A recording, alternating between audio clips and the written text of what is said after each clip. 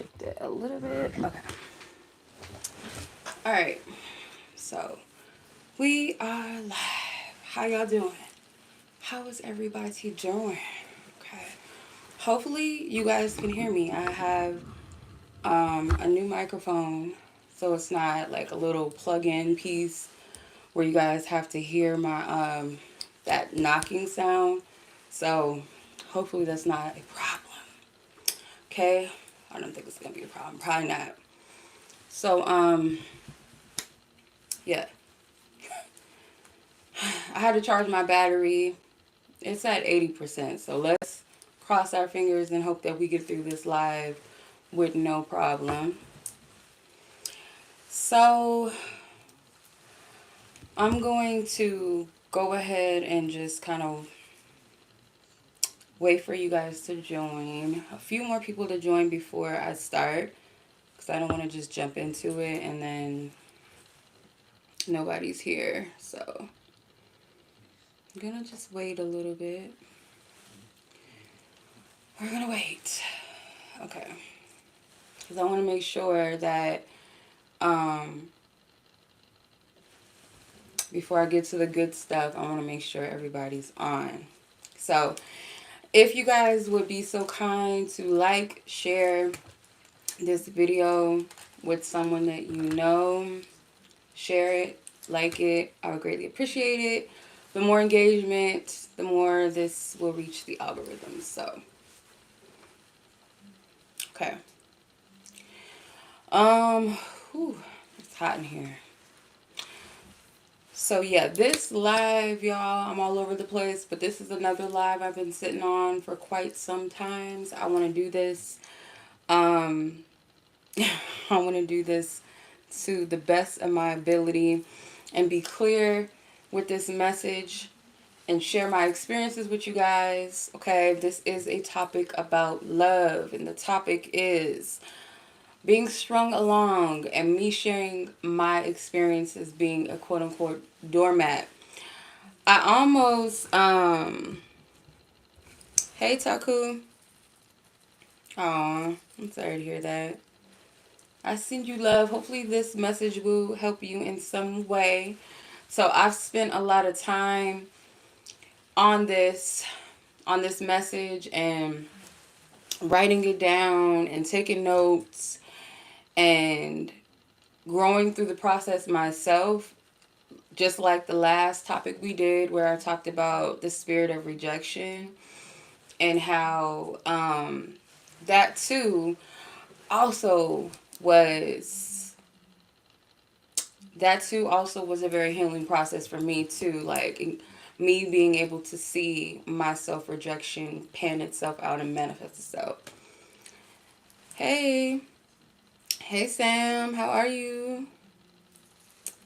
Yeah, uh I've been trying to get a lot done, so I'm not quite in the clear of not being all the way busy. So I wanted to share something with you guys towards the end, so I'll wait for that. I'm not gonna do it just yet, but I'll wait.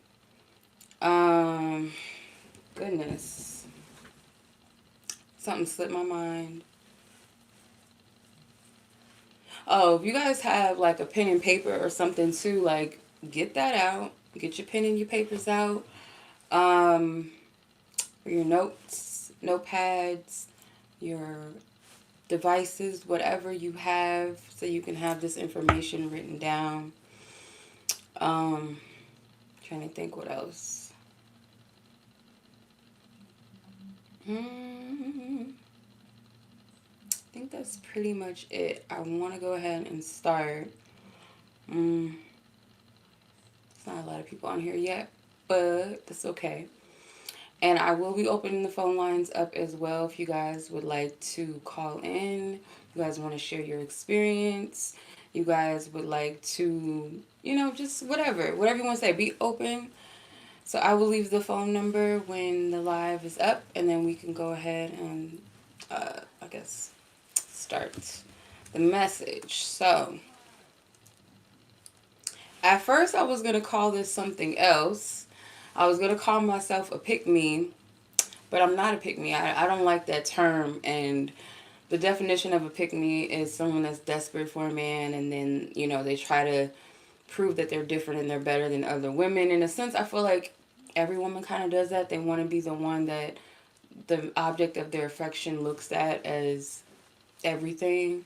But like, you know how some women are, they're like really catty and really grimy when it comes to like being really competitive and stuff.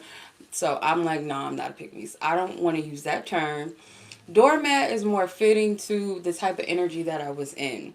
So instead of calling myself a pick me, I called myself a doormat at the time. That was the energy I was in. So I want to talk about that. A doormat, by definition, as a person, informally disapproving, a person who accepts being treated badly and does not complain. A doormat obviously is a mat placed before a doorway for wiping off the shoes. The slang version of a doormat is who submits meekly to domination or mistreatment of others. So I did fit that category. And not just like, ugh, it's hot. Not just romantically. I was doing that with any person in my life. Any type of connection, any type of situation, that is what I was doing. So I can resonate with that in like a multitude of ways. Um, so the topic really is about being strung along because I really have a passion to help people, especially women, when it comes to love and relationships. And one of the things that I see that we like deal with is being strung along. And being strung along by somebody that is like giving them too much credit. I don't want to say anything like disrespectful, so I'm trying to figure out how to word this. Mm, I just want to give you guys a heads up. This message may sting. I do want to say that. This message very well may be triggering for some of you. It may very well be something that brings you to. This is my intention. My intention is to bring people to a place of revelation, into revelation of what they're growing through, into what needs to be healed, essentially what needs to be released, and then setting them towards a path of not allowing anybody to ever use them ever again, or to be strung along ever again, to be mistreated, or to allow themselves to downplay themselves, or to allow themselves to feel lesser than. So I'm going to get into the nitty gritty of that and the severity of also being strung along and what that really means. By definition, we know what strung along means. We know when we hear it that, we know what it means. So when you're being strung along by a fool, as I call it, and by definition, a fool is a person who acts unwisely or imprudently or a silly person. Um, Another definition, the verb definition of a fool is to trick or deceive someone. So essentially, anybody that is like in the position of stringing someone along, that is deception. That is a deceiving individual. Because when you're stringing someone along, you know that you know what your intentions are, but you're not expressing those intentions. You're not making it, plain and clear to the person. So a person that is imprudent, because that was a word that stood out to me in the definition of a fool, was imprudent, not showing a care for the consequences of their actions. Someone that is rash. So again, this is somebody that does things in a selfish manner. They don't care about how you feel, how it's going to affect you later on. This person is in the position to trick and deceive. So I know that this message is going to be something that is not going to be liked by everyone. The other messages was cool because it wasn't talking about love so much. This one is going to trigger somebody because it's going to reveal the situation that you're probably in. There was a lot of delays with this live, like a lot of like mishaps and stuff going on before I could even sit down and get to this live. Almost to the point where I was thinking maybe I should just reschedule this whole thing and not do it. Hey, sis. Misguided intuition is now grow with Tori. Hey, sis. Yeah. This whole thing with love, people, I feel like it's always going to be touchy because we get attached to things so easily. Our heart. And that's why we got to be discerning of who we fall for, who we sleep with, who we marry, who we, spend our time and invest our time and energy into, because not everybody is for you. And I ain't never gonna sugarcoat it. I ain't doing that. So, string along people, I'm gonna call them string alongers, those that string you along. Ultimately, they're just energy vampires. Plain and simple. I'm gonna use. It's okay. I expect it. I expect it. I expect people to drop off like flies. Nobody is like, it's not easy. I understand that. Um, I know for a fact whoever is listening to this message, it's just time to hear it, I guess, or what you're meant to take from it. Maybe for others, it's just confirmation of things that you already left behind, and for others of you, you're not gonna want to hear it. You're not gonna want to hear it. I know that for a fact. I know this is gonna be a triggering message. Um, they may have a narcissistic tendency or personality disorder. Okay, so these string alongers, the word strung along, or the phrase, the phrasal verb for string along is to deceive someone for a long time about what you are really intending to do. How many of y'all been there where you've been strung along? Whether you were in a relationship with this person, whether you were waiting or expecting to be in a relationship with someone, or yeah, just kind of waiting in the wings. I'm sure we've all been there. Maybe once, twice, maybe a couple times, maybe even current. Oof. It is a hard truth to hear. Yes. But it needs to be heard. So, again, to be strung along, by definition, the phrasal verb of that is to deceive someone for a long time about what you are really intending to do. Hey, Sam. Hey, Bianca. Hey, sis. How are you? Now we can look at this from a mundane, like you can look at this like strung along thing. Like some people be like, it's not that deep, some people just string people along because whatever, right? So there's a physical, mundane, 3D aspect to this. There's a mental thing, like why someone would do that. There's a spiritual thing as to why, maybe someone would want to do that. So from my perspective, like let's say like let's look at this from a mundane, average human perspective and say people, they just want to play games because they're selfish. They want their cake and eat it too. Or maybe their intentions is, they don't have any intentions on being with anyone. They just want to play the field, or they just want some sex, or they want as many options as possible. Maybe that's why. But even with that, why though? Like, why? Why do all of that rather than just be straight up with someone and say, this is my intentions, this is what I want to do? You know what I mean? So on an emotional level, why would someone want to do this? From my perspective, this is just my perspective. This person could be stunted due to trauma and gets full from not being the victim, but now being the victimizer. So if this is somebody that has gone through some type of, let's say, an experience where they felt like a victim, where they felt small, where they felt weak, where they felt like they were the ones being hurt, or they felt like they were the ones that were being played.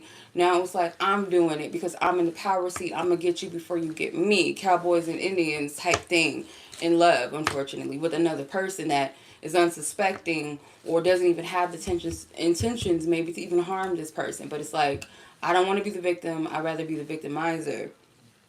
Um, or maybe they just have, like I said, narcissistic tendencies or personality disorder. But on a mental level, maybe this is my take. Maybe it's just fun to see how far they can get away with, playing games. maybe see how long they can influence a person to, like, let me see how long or how far this person will go for me. How long will they stay in this relationship, or how long will they wait for me? Or they like the chase, they like the back and forth. Again, that's trauma responses. Because they're not, obviously this is not a person that's stable within themselves. This is somebody that already has some sort of issues within self that they get kicks out of these types of connections. The string-alonger person, we're gonna call them the string-alonger again. And it might be an ego boost. So when you're the victim, or let's say this person identifies in their wounding as a victim, the ego is like, no, I'm going to be the victimizer. So there's some type of boost to this person's brokenness where it feels like, okay, I'm in control. I'm not the one that's being played, and whatever the case may be. Spiritually, bear with me, y'all. Some of y'all get it, and some of you may be like, okay, this is just too much. But spiritually, they're on a demonic assignment, whether they're consciously aware of it or they're subconsciously aware. They don't know any idea. So this person could be on a demonic assignment sent to attack your self-esteem. And I'm going to go into the severity of why you shouldn't stay in a situation where you're being strung along, what it really is doing to you, or what it can do to someone. So it's to take you off course, keep you away from true love, ever really experiencing true love, to disrupt your connection to Source God and your purpose in life, causing delays and distractions, essentially sent to attack your life. So some people come into our life not for good intentions, whether they know it or not. So a person that is already, let's say, a broken individual, or someone that is already made up in their mind that they're just going to go around and just hurt as many people because they don't want to be hurt, or F love, and they don't want to be that victim. So every person they come across, they're going to take someone that may be unsuspecting, may be somebody that is broken themselves, someone that may have a low self-esteem, someone that might be desperate for love, or someone that just needs validation. And then that person senses that, they know that, or maybe just based off of the things that you guys discuss or talk about, how you respond to certain things that they do, how long, you'll wait for them. That don't ever think that an abuser is not paying attention to their prey. They pay attention. They'll see how far they could push your limits. Okay, I told this person I would call them at 7 p.m. I'm gonna push the limit. I'm gonna call them at 10 and see how they react. They'll call you with some bum ass excuse, and then the unsuspecting person will be like, "It's okay, I understand. Things happen." And they're like, "Got her." Never did you say, "Okay, I understand all of that. I just would have appreciated. I would have liked maybe if you would have texted me and told me this, or let me know that you couldn't make it, or just common sense, right?" So without that, it's like, okay, I know what limits to push. So I'm going to get into the signs you're being strung along. Again, this is some of my experiences and things that I've witnessed as well. And some is research as well. Okay. And a lot of it is like similarities. A lot of, when you compare it, it's a lot of similarities. So, first thing I have on the list, the person falsely represents themselves. Remember, a fool is someone that is there to trick and deceive. So in the beginning, this fool, the string-alonger, their intentions is to come in and trick and deceive you. That's just what it is. And it's not anything personal. They're going to do it to whoever they feel like they can do it to, or will allow them to do these things. And sometimes it takes time to even recognize that you're in a situation where you're being abused. Abuse is obviously not just always physical or emotional. Sometimes it's mental. Sometimes it's spiritual.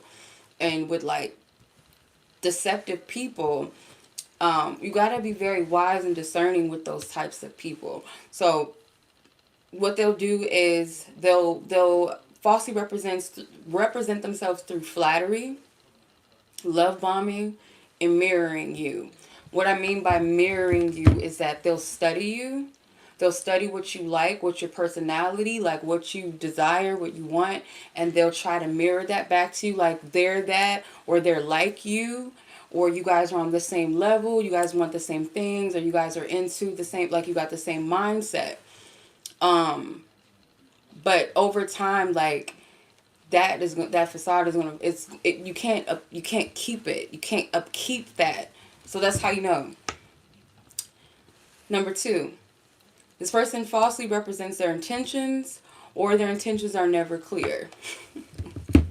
From my experience, I've dealt. There's something tickling my nose. I'm sorry, y'all. I've dealt with situations where a person would never make their intentions clear.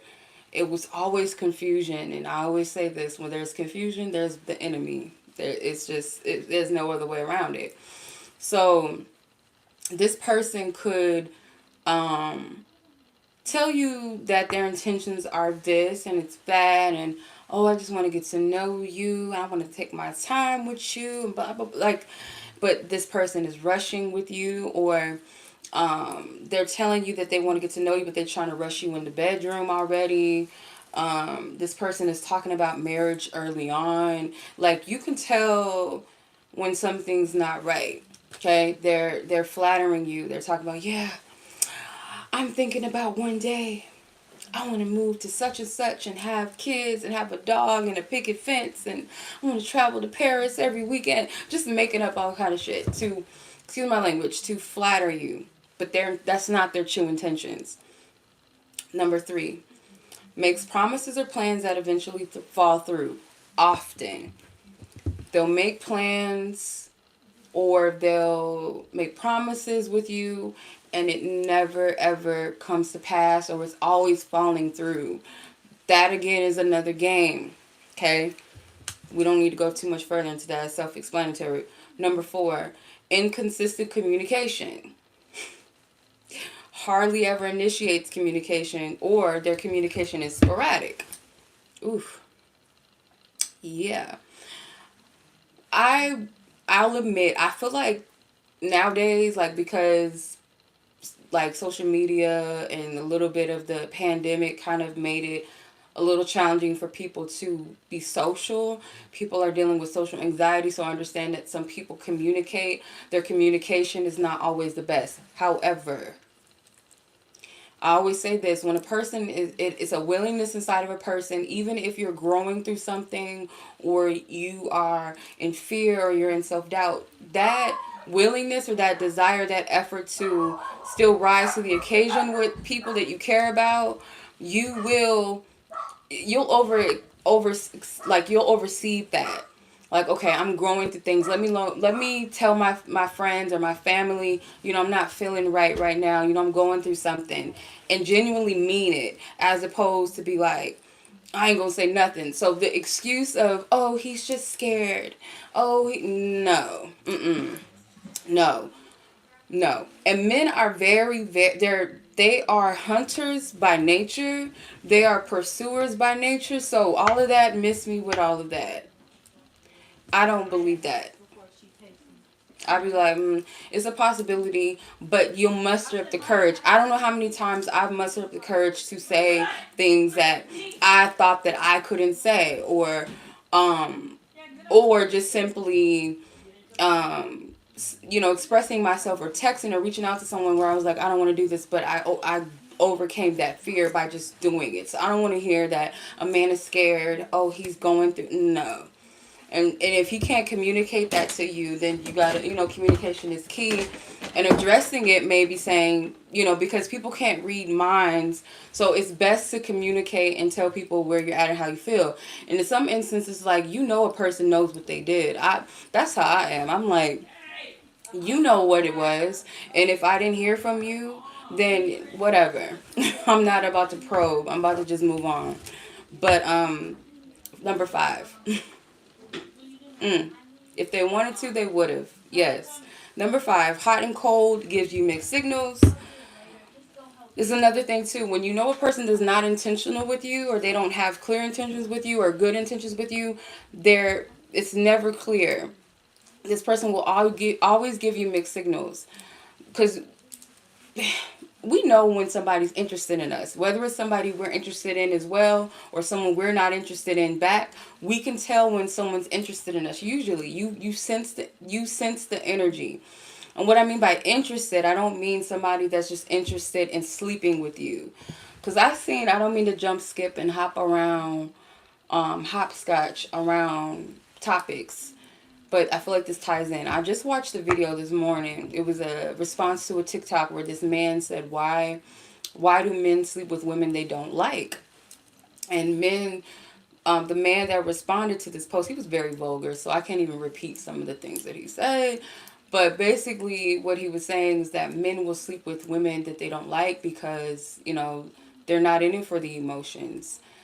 Sometimes sex is just for domination. They may not like that woman and they want to like dominate her, or bring her down a notch and, digmatize her, pretty much, excuse my language. So a person could sleep with you. And I've also gotten this too, and I had to, because I have brothers. So one of my brothers, I asked him this question: why do men tell you they love you while they're having sex and they don't show it outside of that? I've had this experience my first time, and this is probably TMI, but my first time was with somebody that was like really, really abusive. And he was like not being gentle with me my first time. I know this is too much. It's kind of traumatic to even, he wasn't gentle. And at the same time, he was saying that he loved me, and then outside of that, he was abusive in every single way. He was abusive. Um, and right after the fact, went on and was like messing with somebody else. So my brother's saying with that is that they genuinely maybe do, and the reason why they can't show that outside is because they have emotional problems, or they're doing that to control you.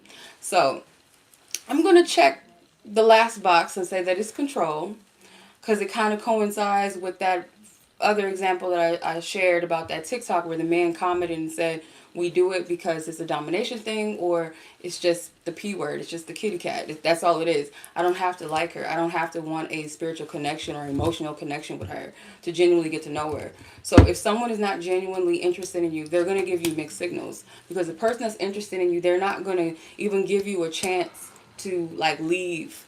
And if it's a person that feels like they're not fitting for you right now, or that they cannot invest in you, but they genuinely like you, they'll tell you that. And they will genuinely like, keep things at a distance and not confuse you. Okay. There's a difference. Number 6, a lack of equality in the exchange and effort. Unless unless they are baiting you for their own gain or intentions. So there's never going to be an equal exchange with that type of person, or this person that we're talking about, these string alongers, the fool, right? It's never going to be that. Oh, that's sad. I'm sorry, sis. It's never going to be an equal give and take. Never. It can't. They can't. They can't give it to you. They don't have it, and they don't want to give it to you. They don't, and I want to say this too, because I don't want it to make it seem like someone's only doing this to you, because if this is the type of person they are, like I said, they're going to do it to whomever is unsuspecting, or whoever they know that they can push those limits with. And unfortunately, these types of people, they'll go with the people that are most open, maybe is wounded, or desires love, desires a mate, or just genuinely cares about them as a person, but is not looking and seeing the red flags. And that's where discernment comes in. Where are we at? Number 7, it feels like you're chasing or forcing a connection with them. This one is key. If you feel like you're the one that's trying to bring the connection together, you feel like you're the one that's always doing all the work, or reaching out to a person, or trying to make plans to see them, or you're showing all of the love and the affection and all of that, that is a red flag that this is not a mutual connection. It's not an equal exchange. It's not It's not a healthy connection. It's not. And sometimes too, like these type of people, they like you to chase them too, because again, that broken person inside of them, the fact that you'll go the extra mile for them makes them feel worthy. And don't let it be somebody that is a light, that has light in them, that is a chosen person, because that is the best feed. That's like, I used to make this joke about, um, I think, I can't remember if it was an insider between me and somebody that we would, like, they're not about to have a Chinoa sandwich with a soda on the side, like a juicy steak. Like, you're a juicy steak to this person. Like, you're the best feed that they have. So you validating them means something, because they might look up to you. They might see you as somebody that is um some type of importance, or they see you as somebody that is lovable, or that people genuinely like you. Again, I'm gonna say this, and I'm not only speaking to women, but I'm gonna say this to the women though. Men can be jealous of women. And I'm not talking about why you got your breasts out, why is your booty out. I'm talking about jealous of you like a female would be jealous of another woman. They can be jealous. Even the very person you sleep with. Again, just because somebody sleeps with you does not mean that they genuinely like you or even love you. It's just sex to men sometimes. If they're not emotionally connected or spiritually and all of that, they're not connected to that person on the inner parts of themselves. It's just sex. It's just, I'm the only thing that's connected to me and you is that thing. That's it. So you're a sandwich. If you're chasing them, it validates them. It makes them puff their chest up like, oh, I got this. Especially if you, ooh, I do believe this has happened to me at times before, where I've attracted or been preyed on by men that see me as a conquest. I'm not an easy catch. I'm not. So it's like a game to some men to go after women that they feel like is a little harder to get, or that may have a certain standard. Let's say, God forbid, a virgin is like, I'm a virgin, and this man is like, oh, I'm gonna take that. That is the most predatory thing, but I know that it happens. It sucks, but it happens. So it's like an ego boost to be like, I did that. I got that. Nobody else probably was able to do that, but I did. So, or even if it's not just sex, just the mere fact to get you to lower your standards and deal with them and put up with their shit is an ego boost to this type of person. So, moving on. Where we at? They won't commit. Yeah, number 8. They won't commit or refuse or resist making a commitment. If they'll say it, or if they'll show it to you. So they either tell you that they are not interested in a commitment, or they'll show you in their actions they're not interested in a commitment. So, number 9, they're emotionally immature, unavailable, emotionally uninvested. They cannot match you emotionally. They cannot support you emotionally. They lack accountability and self-awareness. They dodge issues with you, important discussions. They discard your feelings blatantly or through their actions. That's how you know another thing too, because a person that is invested in someone, they want to hear what they have to say. They want to fix the problem. They want to get to the root of it. They want to compromise. Like, two people that really care about each other, they want to work through their problems, even if it's a little difficult, even if you gotta take a little step back. But somebody that does not give a fuck, they will not put forth any effort. They don't want to hear it. They don't care. You can cry in their face. They don't care. They don't. It's unfortunate, but that's how you know that they're not invested in you. Their actions will always show it. And I feel like one of the hardest things sometimes for people, I don't know if it's a woman thing, but in my experience too, the discernment between when to continue to pursue something, or persevere rather, let's say persevere, versus completely letting it go. Like, okay, Should I approach it, or is it something I need to just like let go? That's one of the hardest things, I think, is to discern between those two. Um, Number 10, makes themselves available only when sex is involved. So if you're not, let's say for instance, you message this person and you ask them, hey, do you want to meet up? I was thinking about blah blah blah, whatever. Let's say you want to go to the movies, or you want to go coffee, whatever. I don't know. And this person doesn't respond to you, but you text them in midnight and ask them if they want to come over. It's like 12 a.m. or 2 o'clock in the morning, and you're texting them and you're like, do you want to come over? This person, ding, probably message you like within 10 seconds. So they're not willing to show up unless they're getting something out of the equation, or definitely when it's sex. One of the key things to let you know whether somebody is really into you, like, the reason why some people stay in situations is because they're getting something out of it. So if it's not sex, because you can get sex anywhere, but it's like if it's easy, there's no effort, they don't have to do a lot, they don't have to spend a lot of time with you, they'll keep you in the arsenal, they'll keep you in rotation. Then there's maybe, those that get benefits from you, of living with you, living off of you, being able to take your car. I've seen this before, like personally seen this, where men have like taken over women's cars and laid up on them. They didn't pay no bills. um I had apartments and had a man living with me and refused, like we were together, but refused to put their name on the lease, whatever. It's like you could tell, like, when somebody's just leeching off of you and just using you, like, for what you have, and taking your paychecks and manipulating you, buy them shit, buy them cars, buy them like, I done been there, done that. It's bad, but that's how you know, like, they don't have any intentions.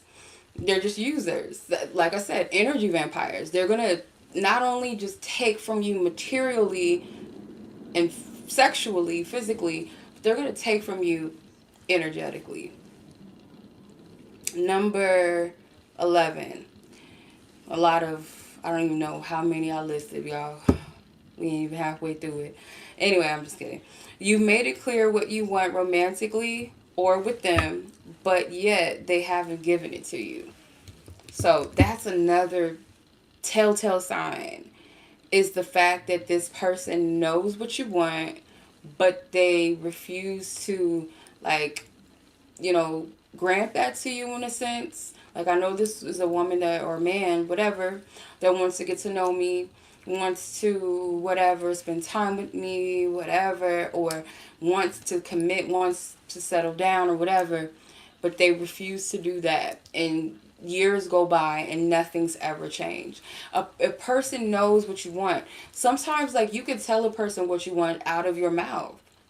And there's times where a person already knows. Like, people are not stupid. Men and women are not stupid. They know what someone wants sometimes. Like, let's say, for instance, you may want to get married, but you're not saying that. But, you might brag about your other friends getting married, or, something hints to a person that this is what you want. Okay? Number 12. When you state your concerns, hurts, triggers, and needs, instead of doing better and being considerate, they continue to trigger and hurt you and discard your needs. So that kind of ties into what I was saying, like, a person that you communicated what it is that you want and you desire. There's things that bother you, and this person just kind of discards it. But when a person, instead of a person working through it, like I said, or showing you, like, I'm not going to do that to you. I know this bothers you, and this is things that are reasonable. This isn't like things where you're being petty or you're being immature, or you're like a whiny little girl, like, why did you do this? And it's not like that. It's coming from a place of, that was disrespectful for you to reach out to your ex in the middle of the night. Just weird, like, things. Unless it's like y'all got kids and the kid is in the hospital and it's an emergency. But if it's like some random chick that you was messing with back in the day, calling you in the middle of the night and like you going off somewhere hiding, like that's a red flag. And then they continue to do it, or they continue to bring up exes, or they continue to talk about other women in front of you, or you said something triggers you when they talk about your weight, and they still talk about your weight, and they laugh at it, or whatever the case may be, like cruel stuff. That person don't give a damn. I'm sorry, they don't. They just evil. They're just evil.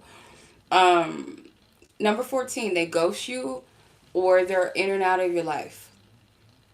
They resurface when you withdraw. Maybe that can also indicate you have soul ties too. When when you withdraw yourself from a person and you cut cords, and I've seen the power of this. It's so scary. And Mercury retrograde isn't the only time exes come back. I noticed that when you moved on with your life, and it doesn't always got to be about another man. Like our world, women's world, does not evolve around men. Like our joy and happiness can be found and should be found outside of that. So when a woman is in a place, let's say she's focusing on herself, her life, her whatever, her health, her well-being, her family, her friends, if she has children, her children, maybe even in another relationship or entertaining another person at this time. That energy, if there's a soul tie there, typically that person's going to sense it and they're going to come back in your life. And it's always like, I know y'all know what I'm talking about. Every time you moved on, and this happens to men too, where a man will move on with their life and a woman will pop back up out of nowhere. It's like a radiation or alarm, a signal that just goes off like they're moving on. Because that tie is cut, that soul tie, there's cords connected. And what I mean by that, energetic cords are real. They're really real. I'm going to use the matrix as an example because it's like the cord that attaches us to the matrix, our physical body, and this reality that we're in. But let's flip it to like those energetic cords to being attached to another person's energy, which is very possible. Okay? Not in a healthy way. That attachment is an unhealthy cord. And sometimes these cords, because I've done cord cutting before and I've seen some cords and I've seen like some of them are like really thick. Like I can't even describe it how thick these cords are, like spiritually. So it's like I'm assuming that's the time and the energy and how long you've invested, or how much energy you fed into the person or the situation, or how much they fed into you, or how many times you had sex. And that sex really is the thing that yokes people together. You know how it says in the Bible, when a man leaves his father, his mother and his father, he cleaves to his wife and they become one flesh. That means not only just marrying, but becoming one flesh means to have sex, because when you come together, I don't want to be too graphic, but it just, yeah, it's like a plug, like the socket and the plug. And then you're yoked, you're one. It's electricity that goes off. So if it's with the wrong person, or you have not cut cords and cut ties with that person, that's why I do not, I just don't. I'm sorry if I sound like a prude. And to be prudent means to be wise about your life forward, your decisions in the future. That's what prudent means. I'll be a prude, okay? I'm not a prude, but if we gonna call it that, I would rather be that definition of a prude, because I do care about my future forward, and I don't resonate with sleeping with multiple people. Like that was something that I didn't, not even probably, I didn't understand that concept when I was younger, when I was in my, like, to my late teens to my early 20s. I didn't understand that concept of you can't just sleep with whoever you interested in, because not everybody, you just can't share your body with everybody. You don't know what he or she got on them, and all the energy work that you got to do to get that out of you, and off of you. Because a woman's portal, especially a woman, that's your portal. That is a space. That is energy that absorbs in there. That's where life comes for. So if you up there taking up people's traumas and this man who he slept with and who, And it ain't just, I'm just gonna get in the bath water and put me some Florida water and I'm gonna sit in that bitch and soak it up and burn it off of me. No. Sometimes it requires months of that. And I remember I did a yoni cleanse, and that it almost was, took me months to cleanse my energy out. My body was like literally purging out. So I don't play with that shit. I just don't. I don't think that it's wise to do that. Um, it's just not. Um, Number 15, this person doesn't make any effort to work on things or build a connection with you outside of sex or other superficial benefits. So we already kind of touched on that. Number 16, doesn't claim you, hide you, or keeps you a secret.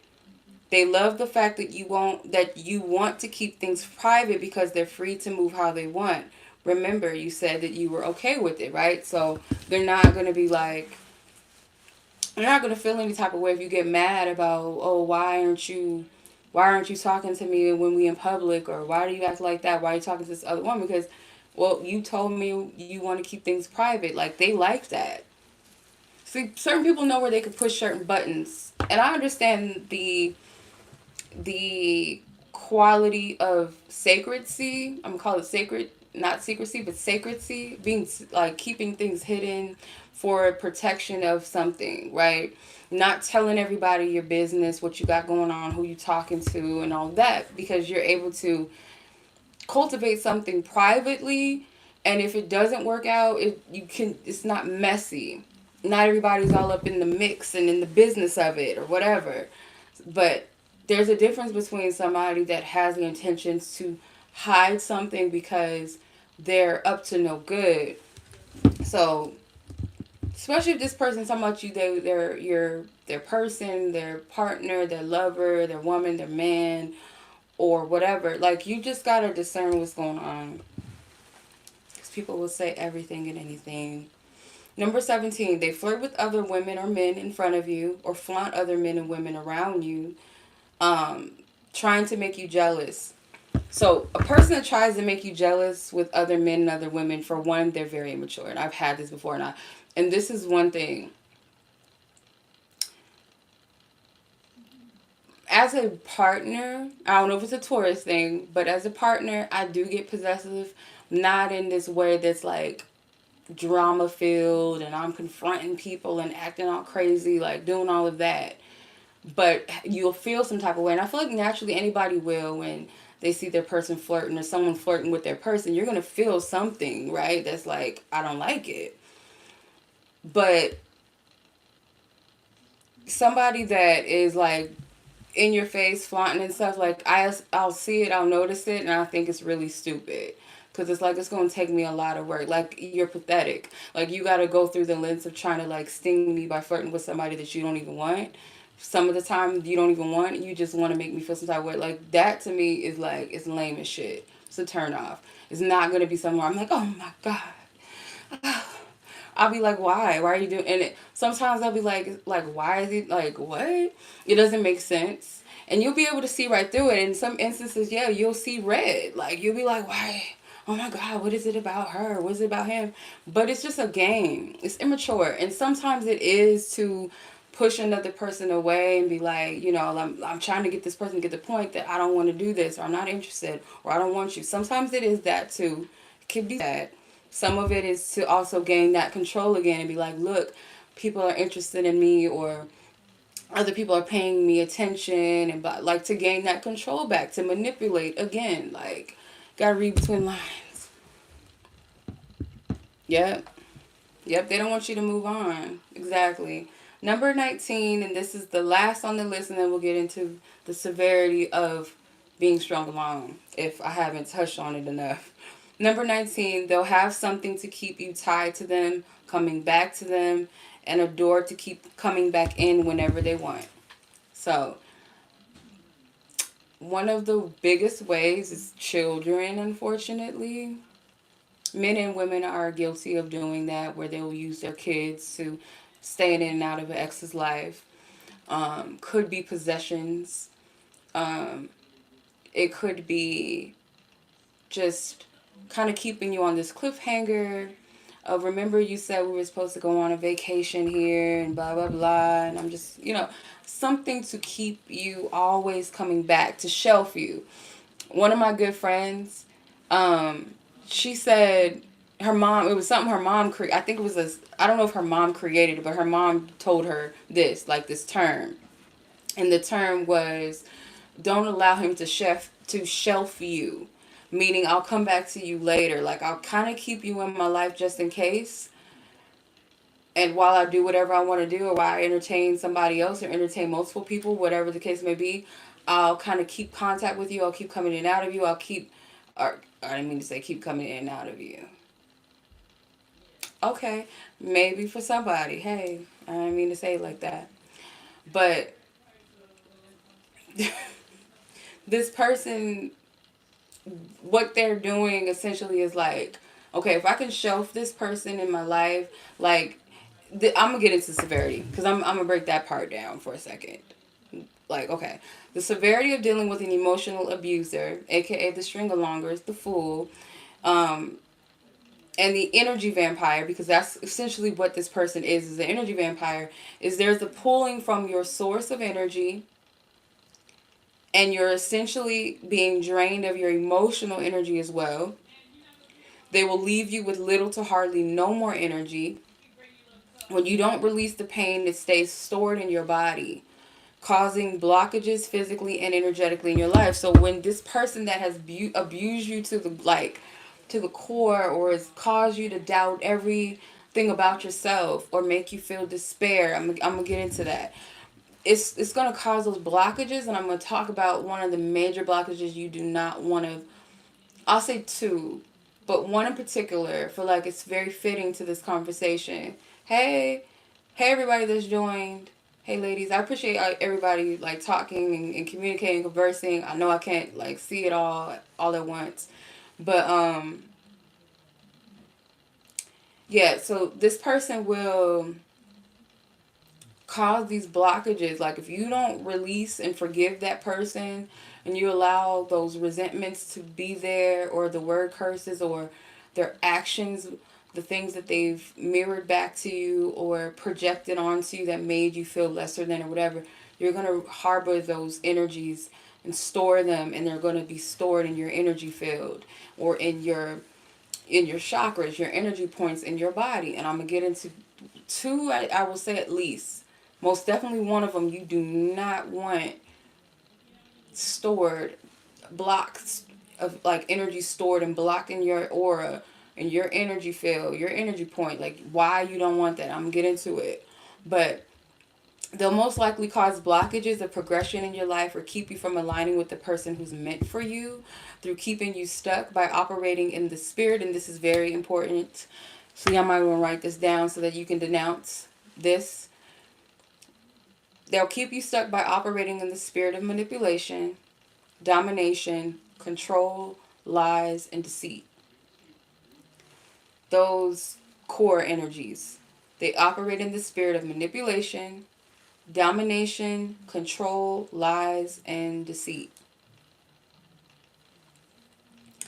This person will speak confusion into your life by painting the illusion that you are unworthy of love, or of their love, essentially love period, but making you feel like you're unworthy of their love and affection, or obtaining them, or them choosing you, because they won't choose you, they won't love you or treat you right. Therefore, it causes you despair, because you're it causes you to become distrusting, fearing trust of people, fearing love, being doubtful about love, doubting yourself, maybe even worse, doubting God, source, spirit, and becoming resentful, and essentially emotionally numb to love. So God wanted me, because I put a note to share this one story, so I'm gonna share this with y'all too. um my ex, we were just like chit-chatting in the car one time, and he was bragging about going to the strip club and how lit it was, and oh, there was so many baddies there, just being stupid. And I told him, like, yeah, I'm not really seeing. I just be telling him too much. Like, at the time, I was just telling him too much. But I was telling, like, I'm single. I'm working on myself. I'm just waiting for the right person. And at that time, I called it a soulmate. And he was like, soulmates? You ain't gonna find no soulmate. Soulmates don't exist. Men, there's no such thing of a loyal man. All men cheat. That's what he said. And he meant it. And he was laughing too when he said it. So it didn't make me feel like, oh, I'm never gonna have my soulmate, but it was just funny to hear that, because this is an example of, like, this is somebody that made me question my worth a lot. This is somebody that manipulated me, dominated me, and controlled me. Projected a lot of things onto me to make my self-esteem shit, and I had to work on it, like, for years, and still kind of working on some of those things, but like getting to the to the root of it, um and seeing how the loopholes in this type of energy and how it really works and how it really affects you, because not just on this surface level of things of like, oh, he hurt me, and I really cared about this person and I can't move on. It's why you can't move on. Where in your body is it affecting you? On a spiritual level, what type of assignment was this dude or this woman on that it's got you in this place where you don't believe you're worthy of love, or where you're looking at yourself like you're unworthy, and you're looking at this person, or you used to look at this person as this sparkle and shine, when in actuality this person ain't shit, because the energy they're in. Not because divine spirit says they ain't shit, but more so because of the energy they're in. It's filth. It's wicked. It's dark. It's evil. It's demonic. Because anybody that operates in these energies I just explained to you, that's wickedness, like, to the core. Whether they know that they're doing it or not, and I feel like that to an extent they know what they're doing, but do they know that what they're doing is demonic? Probably not. They know it's wrong. Um, and people die from broken hearts. Just like the scripture says that a hope deferred makes your heart sick. And I've heard of people dying literally from broken hearts. It's possible. And that is the energy point that I wanted to talk about, is the heart space. Because that is the seat of the soul. It starts, like, the solar plexus kind of is that gateway, and then the heart is the spiritual soul. Like that, or the solar plexus is like, how to explain it? It does represent you as a person, how you show up in the world, how you express yourself. Maybe even your personality is rooted there. But the heart is the depth of you, the essence of you. So when you open that gateway, and then somebody comes in and you let the wrong person into that space, and they just go up in there and they vandalize it, they tear it up, rip it apart. It's taking parts of you, like, you don't understand that. And another energy point I wanted to say is your wound as a woman, especially as a woman, your sacral, like right between your root and your sacral, that energy where it's taking and pulling your life force out of you, blocking your creative energy, your ability as a feminine energy, as a source. You are you're a physical manifestation of source God, in the sense, like, you bring forth and create worlds and life through your womb. You bring human beings into this world. How more, I don't even know how to even put it into words. That ability to do that, it's something. And even for those, that had to have emergency C-sections, or just had to have C-sections, we too still birthing children out of your space, your body. You're a house and a temple to bring forth light into this world. That's something. So when somebody has that space blocked up through trauma and abuse, and like that one man that I was talking about that made that comment about women, they F them, even though they don't like them, they F them to dominate them, to control them, to bring them down a notch. Especially if they don't like her and they think that she walking around like her shit don't stink, and it's like, oh, I'm gonna knock her down, or she thinks she cute, I'm going to tap her out and have her all crazy, and the mind as well. These places where like the blockages, those are like the most severe. So when I started typing about this part about like the hope deferred and how the heart gets sick, my heart started to get heavy, almost like I started to get heartburn. And I felt like there was like energy trying to come up. And I didn't know, I had no idea to the extent of what I was like going to have to like talk about this, and how I was going to have to experience the release part of it through me doing I was doing some work on my heart chakra prior to this. And I want to share this real quick. I'm going to do something for y'all at the end of the live too. But I just got my certification in sound healing too. So life coaching, I was working on that one first, and I just finished my sound healing coach. So I am certified in that. And I love sound healing. I have so many healing instruments and stuff. So I was doing my heart chakra bowl. And this was, I think, the week of Christmas. I started doing it. And I noticed that over time I started healing and releasing things in my heart. And we're in Cancer energy right now. I think it's a Cancer full moon, or it's like phasing out. But Cancer is also the heart. It's also the mother space. Thank you, y'all. I appreciate it. It's also the mother space and the womb space. The mother energy that Cancer produces. So that's that. And then I started to release. I started to, even today, I just was releasing. I was crying. I was getting revelation about things. And in the certification, like one of the things that was taught was the effects of sound healing. So some people react to sound healing maybe immediately after or during the session, or like days later after the session, where they're either like having headaches, whether they're throwing up, whether they're really sleepy. There's different effects.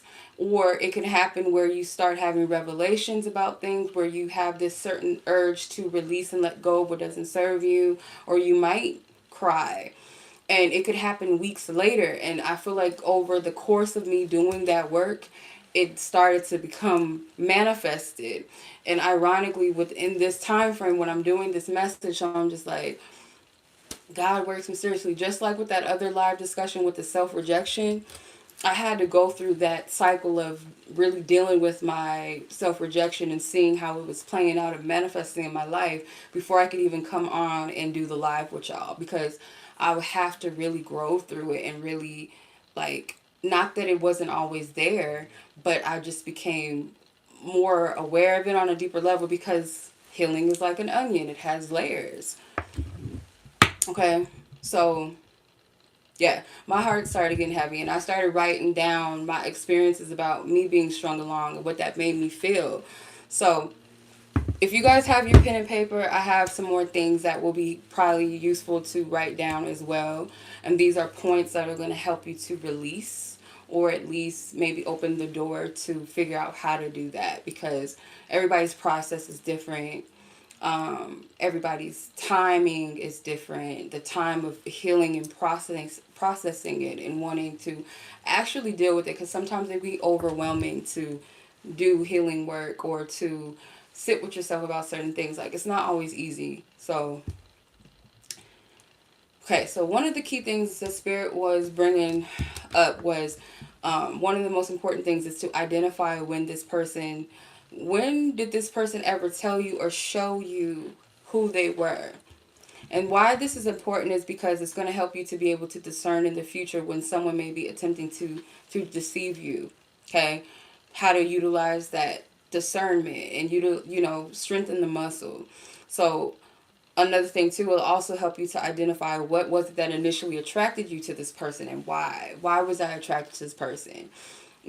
What was it? And it's okay. Be completely transparent and honest with yourself. No shame. Just be honest. What was it about this person that you liked, and does that liking still remain? Like, do you genuinely like this person, and is it something that still remains? Like, maybe you like something about this person in the past, but whatever it was that you liked about this person, maybe it was something that wasn't really healthy, or maybe it was like superficial or whatever. It also will help you to identify, was there a time where maybe you overlooked the red flag, and why did you? Like, did this, when was there that time where maybe this person said out of their mouth, like, I don't want a commitment, or I don't ever want to get married, or I don't like kids, but you want that, right? And you overlooked it. You just like, oh, well, they'll get over it. Maybe, um, if we spend a little more time together, their sentiments will change about children or about dogs or whatever. I don't know. um yeah, so it could be many reasons. You gave them the benefit of the doubt, or you felt like, maybe you felt you could change them, or over time there's something different. Be as transparent as possible with this. This next point might sting a little bit, because again, it's going to get into more of a deeper root of it. But if we're here to be free, to emancipate ourselves, like deliver ourselves, whatever you want to call the term, you know, hey. So identify any wounds that may have tied into the acceptance of this dynamic. So what I mean by that is, when you do this, when you identify whatever wounds it was that allowed you to accept this person's, um, just accept them into your life, or accept some of the things that this person was doing or how they were treating you, you can dive into these wounds and work towards healing them. So like write them down, um, so that you're not repeating these same things. Like when you address the wound, when you see what it is, no one's going to be able to exploit it again, because you already know how you operate. Like, let's say for instance, for me, I feel like one of my wounds was, um, acceptance. So being accepted by anybody that I love. So you can kind of overcompensate, overdo it, kind of perform to receive love and gain love and affection, whether it's from family, a friend, or lover, or love interest. So that was the thing for me. So that's an example. So once you identify, okay, self acceptance, I have to accept myself. And whoever is truly for me, they'll accept me for me as I would accept them for them. Um, Same thing. So you're not exploited by that. You're not operating in that place of validation or seeking self acceptance, especially from people that don't even deserve that type of. They don't deserve all of that. If this person knows you're eager for a relationship, validation, and acceptance from them or anyone, they will exploit this. Again, your eagerness can come off as being, a little too quick, a little too antsy for a connection or relationship, or immediately already catching feelings, or immediately wanting to deepen things, or this person may present that to you to kind of test you out and see, okay, um, she's or he's eager, or they're, because like I said, some of these like energies are very predatory, so they're gonna test your limits, even if you're not paying attention. They're gonna test your limits. Um,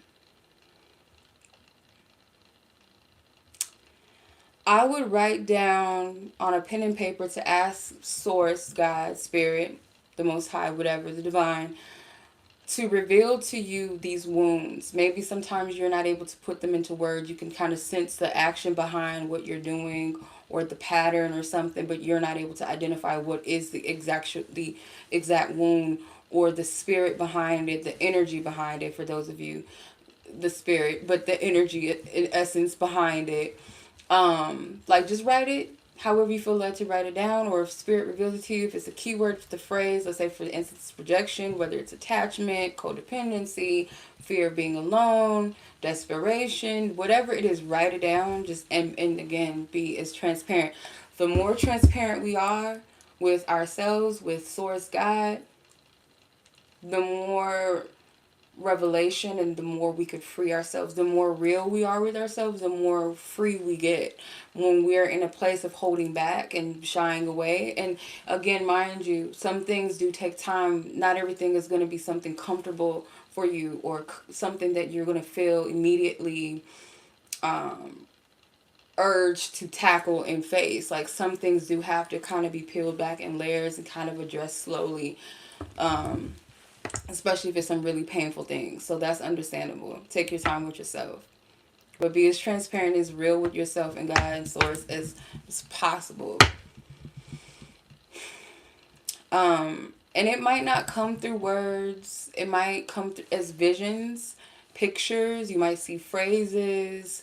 In the coming days of that, it may not come immediately. In the coming days, certain things might start to reveal themselves to you.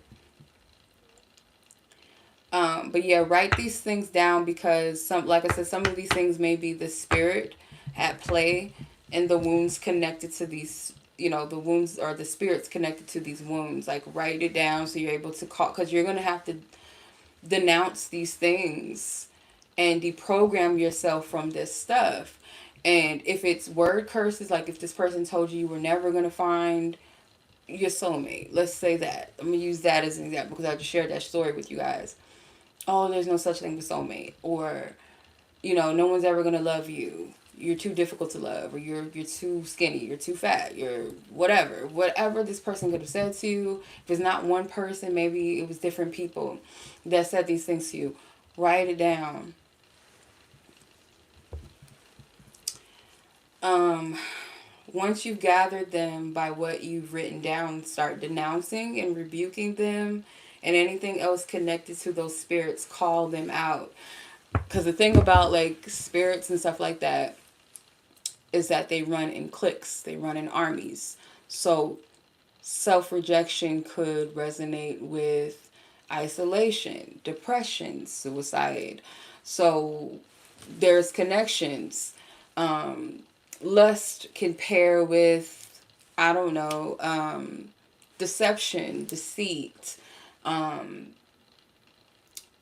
I don't want to say these words, the P word with kids, or incest. There's levels to these things, so you want to denounce them and cut them off. And another thing too with the wound, I want to go back to the wound space. When you have these energies that somebody that you exchange with has inside of them, or even in their bloodline, if this person has released themselves inside of you, you're carrying that person's energy and DNA in your body even more so. All the while, why you need to be careful who you sleep with. So having a baby with that person and producing that baby in your womb, whatever spirits are connected to them in their bloodline, if this person has deviant spirit like lust and sexual demons and stuff connected to them, or spirits or energies, vibration, whatever you guys want to call it, whatever is comfortable, um that's gonna like continue to run in the bloodline unless you cut it off. So what people talk about, generational trauma and generational curses, and clearing yourself of that. That's why, because people, our ancestors, we made covenants with certain things and people, tapping in and doing things knowingly or unknowingly, and then it's being passed down from generation to generation until that one person or two or whoever, however many, decide they're not going to repeat those same things over, they're not going to live those things out. That's when it stops. But when you become aware, when you're vigilant, or when you are discerning enough and spiritually like wise on certain levels, you won't put yourself in those positions anymore because you already called the shadow out. You already called that demon out. You called it for what it is. So now that you've identified it, if you go back and shake hands with it again, it's on you. But once you see it for what it is, you're no longer blind to it, so you know better. Therefore, hopefully you'll do better. Okay. Once you've gathered those things by what you've written down, like I said, you start denouncing them. I use the name of Jesus. I do. Why? Because that name is like garlic and sunlight to a vampire. Like it is. That name has, like, I can't tell you how many times that name has. It's powerful. So You, however you feel led to rebuke, denounce, cut, whatever, release, cut cords, whatever you're led to do, go about it that way. But I like to say, in the name of Jesus, I rebuke this, or I denounce this, I break covenant with it, I bind this in the name of, like, I cut it off. But essentially, we set the tone for how others treat us by what we allow. So again, knowing with this, knowing with your previous situations, some of you, maybe it's just a situation that you've experienced or situations, um, you, when you get to a place where you truly love yourself to this degree, to this point where when you love yourself, when you love something, you treat it differently, right? Hey, MB, when you treasure something, you treat it as sacred and delicate. You protect it. You keep it hidden from other people touching it, stealing it, or you mishandling it, or you placing it somewhere to for something bad to happen. So you got to see yourself in that same degree. So anytime somebody mistreats you, it's like, oh no, no, mm-mm. No, not me. Oh, and it took me a minute to get here. It took me a long while to get here. In my 30 something years of life to get to that place where, like, it's like, nah, mm-mm, not me. You ain't about to treat me like piece of garbage. And also too, that comes with like knowing your value beyond what you were taught as a child, or what school taught you, what was valuable, or what society or TV, media, what men said was valuable about a woman, or what women said was valuable about a man, or what anyone said about you. You found value inside of yourself, and most importantly with source God, your creator. At the end of the day, these people didn't create you. Your mama birthed you out, but at the end of the day, she still don't got no say so in who you are. She's not your creator. She pushed you out. It was a co-creation between her and your father. They planted the seed, which is you, but you were already destined and already formed to come here. So they don't validate you. They never will. Which is why, those are usually the people that shape your identity within yourself, whether they root for you or they didn't root for you. And that's all by design, so that you find your true identity outside of humans, no matter who they are. They can't validate you. And they can't disvalue you. They can't knock your value down. They can't say, because they didn't create you. So they can't be like, oh, well, I'm going to mark you down to this. That's their own opinion. That's like going to a pawn shop and someone knowing the retail price or the original price of this jewelry piece, this necklace, right? And then they try to sell it to somebody else because it's what they want to get back. So people have their own opinions. People have their own, through their own subjective opinion of you, what your worth is. But at the end of the day, they don't validate that. That's their personal thing, but that has nothing to do with you. They didn't create you. So a person can't tell you you're valuable or you're not valuable. You know what I mean? They can't do it. So yeah, you won't tolerate mistreatment anymore once you get to that place where you love yourself enough to be like, any type of sign of somebody trying to play games with me, or you don't want to spend time with me, okay, cool. Okay, bye. Like, and it took a minute. I'm telling you, like, it took a minute. It did. I would take things very, very personal. I don't anymore. Like, I won't say that anymore. Like, as a human, obviously you're gonna be like, that's fucked up, or but you don't allow it to get you down. Like, you don't take it too personal, and sometimes you'll see it for what it is. It's just like, okay, like, whatever. Okay. Um, but when you love, or you think that you love this person, so allowing someone to abuse you, that's not love. So you can think that you love a person because, you'll stick it out with them. But essentially, if this is somebody that's shown, I say essentially a lot. But think that you love this person, you'll kind of let it slide, but then you got to see, like, if a person loves me, they're not going to treat me like that. And if I truly love myself enough, I wouldn't allow it either. Like, I got to set a different tone. So it's more so, rather than it is like love, it's more so seeking approval and acceptance from your abuser. That's how you got to look at it. Like, I'm over here trying to seek acceptance from my abuser. Like, what kind of Stockholm syndrome shit is this? But, it happens. Um, Ultimately, you show them, like, when this person mistreats you, or they show you time and time again that they are not to be trusted, or that they've hurt you time and time again, and you kind of just like accept it for what it is and you just take it. You're showing that person, whether it's them taking this in consciously, their subconscious self, regardless, whatever, it's taking all of this in, and it's like, okay, he or she values me more than they value themselves. That's never cool. And if, you know, like I said, this type of person, that's an ego boost that, they feed off of that. They don't care to be like, for you to have standards or for you to love yourself, or they don't care. A cruel person, because that's cruelty. So a cruel person is someone who knows you're hurting, but they continue to hurt you anyway. That's a clear indication that that is not somebody that loves you nor even values you. If you pay attention, the more, if you really pay attention, it's more so that this person too, they don't have self-worth. A person that can do that to people already has a shitty self-esteem. It's like bullies.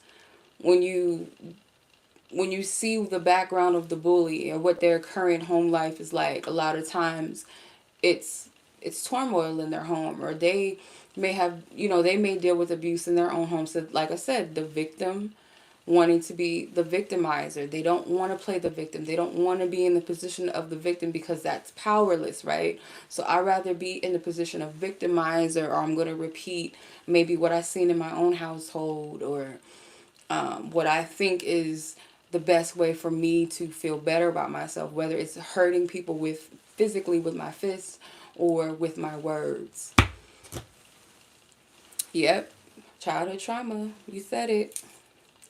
But yeah, broke people. When I say broke, I'm not talking about financially broke. A broke, aka a broken person, they will not have the energetic currency to go into investment with you. They're not going to be able to go into investment. So let's say like the business is commitment. You two want to go in on this investment together. You got more in your energetic currency than this person does. They're going to be like, can you front me like $50? And it's like, no, this is what I'm putting in. You got to match my energy. I'm not going to put more in. So that's why you'll find that broken people, they never really have much to give, because they're spiritually broke within themselves. They don't have any, or enough to give. And it goes as well, like this person, if they're constantly taking from other people, they're not able to, and this is the energy vampire thing. A vampire is someone that's dead. And the only way that, well, they're immortal, but the only way that they're able to continue to walk and live is they have to feed off of the living. So this energy vampire is living off of the source of different people's energy, and they don't have anything inside of them to give. So it's like, once you take that supply, or that narcissistic supply, they're going to seek more energies instead of sitting with themselves and filling their own selves up with their own energy, their own life. And that's why you don't want to sleep with these types of, I'm telling you, I'm going to say it again. I don't care what the world tells you. It's your body. And it is your body. You do what you want. You have free will. But that Jezebel, when I say Jezebel is a deceptive energy, a manipulative energy, and controlling energy. We think Jezebel is like somebody that dresses in skimpy clothes. It's more so of a spirit of how somebody operates. And her job or his job in that spirit is to mislead people, to steer people off their path, to intimidate, spiritually intimidate people. And I've learned this through other connections as well, platonic and romantic, that this spirit can operate in men and women. And when you're messing with a person that has that narcissistic spirit, personality disorder, whatever you want to call it, this is an energy vampire. They take from people. So when you sleep with them, you're taking on all that stuff that they've taken from someone else, all that energy resource, all their trauma, all their wounds, and you're confused. Like, ladies, have you ever slept with that one toxic dude? You can't understand what it is about this person, why you keep going back to them, why you keep sleeping with them. You can't make sense of your life. You feel confused. You don't know who you are. You don't know what you want. You're confused. That's because you got all kind of energies just floating in your energy, all kind of foreign energies, people that this person slept with or this person could have abused, manipulated, taken from, stolen from, controlled, people that they beat down, people that have given and given and given, and they're just like they're a monster. You know that big nasty thing on The Nightmare Before Christmas? I think it's the Boogie Oogie Man, whatever his name is. I think it's the Boogie Man. I think that's his name. And he was just full of bugs and maggots and just nasty. Like when you like split him open, he was just like this big nasty thing. Like that. That. And the sad part is they don't just feed off of your light. They feed off of your pain and your sadness, like sadistic shit. Like they feed, like energy harvest you, where they like to see you cry, or it gives them in that empowerment. That's, you don't want to sleep with somebody like that. You don't want to sleep with anybody like that. You don't want that energy on you and in you. So me personally, in my, my personal choice and opinion, I do not resonate with you sleep with whoever you want and all of that. I don't agree with it. I do not. Nobody's that powerful to where they could just transmute all these dark energies. Like, why would you even want to play with, somebody is dark, but you like, there's something wrong with you. Like, you have problems where you want to be like, oh, like if you actively know somebody is sick, or somebody has this dark demonic energy, or this person has all this stuff, why would you be like, oh, I can transmute it through my pussy? I could like, what? Like, I don't get it. I'm sorry. I don't get it. That's a little too much for me. I just don't get it. Um, be careful not to fall into the booby trap of wanting to fix these people. These people cannot be fixed by a human being. They have to fix themselves. Literally, only God can fix them, because these types of people, you can always pray for them, you can always send them love, but to think that you can change them, oh no, you can't. I truly believe that we can spark people, we can probably influence people, but we can't literally change. Like, you can't go in and tell somebody, oh, you gotta be this, you gotta be that, unless this person in their own mind agrees with what you're saying, or they believe it, whether it's a good or bad thing for them. It's their decision ultimately whether they are going to take that on. So you can't make somebody be different or change, and especially somebody that's operating these energies. It's beyond you. It's beyond me. It's in God's hands, right? What do they say? It's above me now. Like, it is. Not to say, like I said, don't think that you can't pray for somebody and be the assistance or the help that you can in any way that you're led, but don't make it your burden, because at the end of the day, they have free will to choose their path and what they want for themselves, and if they want to heal, if they want to change, they want to do better. No one's going to be able to convince them of that. A person who can be helped must be actively healing. So a person that could be helped essentially is somebody that's already in a place of actively healing, or someone that is progressive in that healing or progressively working on themselves, on the inner parts of themselves. I'm not talking about, oh, he got a new car, he just got a new apartment. Like, that's cool and everything. But if you're not renewing your mind, the inner parts of yourself, your heart, you're not healing your heart, you're not forgiving, you're not trying to better yourself on an inner level, that's not really work. Um, and also this person, they're seeking help. They want to be helped. A person that seeks help wants to be helped usually. So they're also someone that's open to correction. They're not someone that's prideful. They're not someone that is um, offensive and doesn't want to take accountability. This is someone that is wanting to change. They want to. Okay, those are people that, you can work with. But the other ones that's just like, oh, ain't nothing wrong with me. Yeah. Okay. What part of you resonated with this person? Here's another point that you might want to write down. What part of you resonated with this person or relates to this person? Um, so is it my ego? Is it something superficial such as looks? Is it stability? Is it time? Is it what people think about me? What they will if I don't? People's acceptance? What is it about? Like, what is it that, what did you resonate with about this person or relate to? Um, was it sex? Was it infatuation?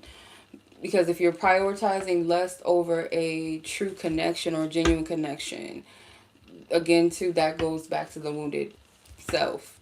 So the wounded inner child, was it our inner child that resonated? Was our abandonment issues? Was it our lack of stability as children? Did we have abuse? Did we go through something? Like, what was it that related?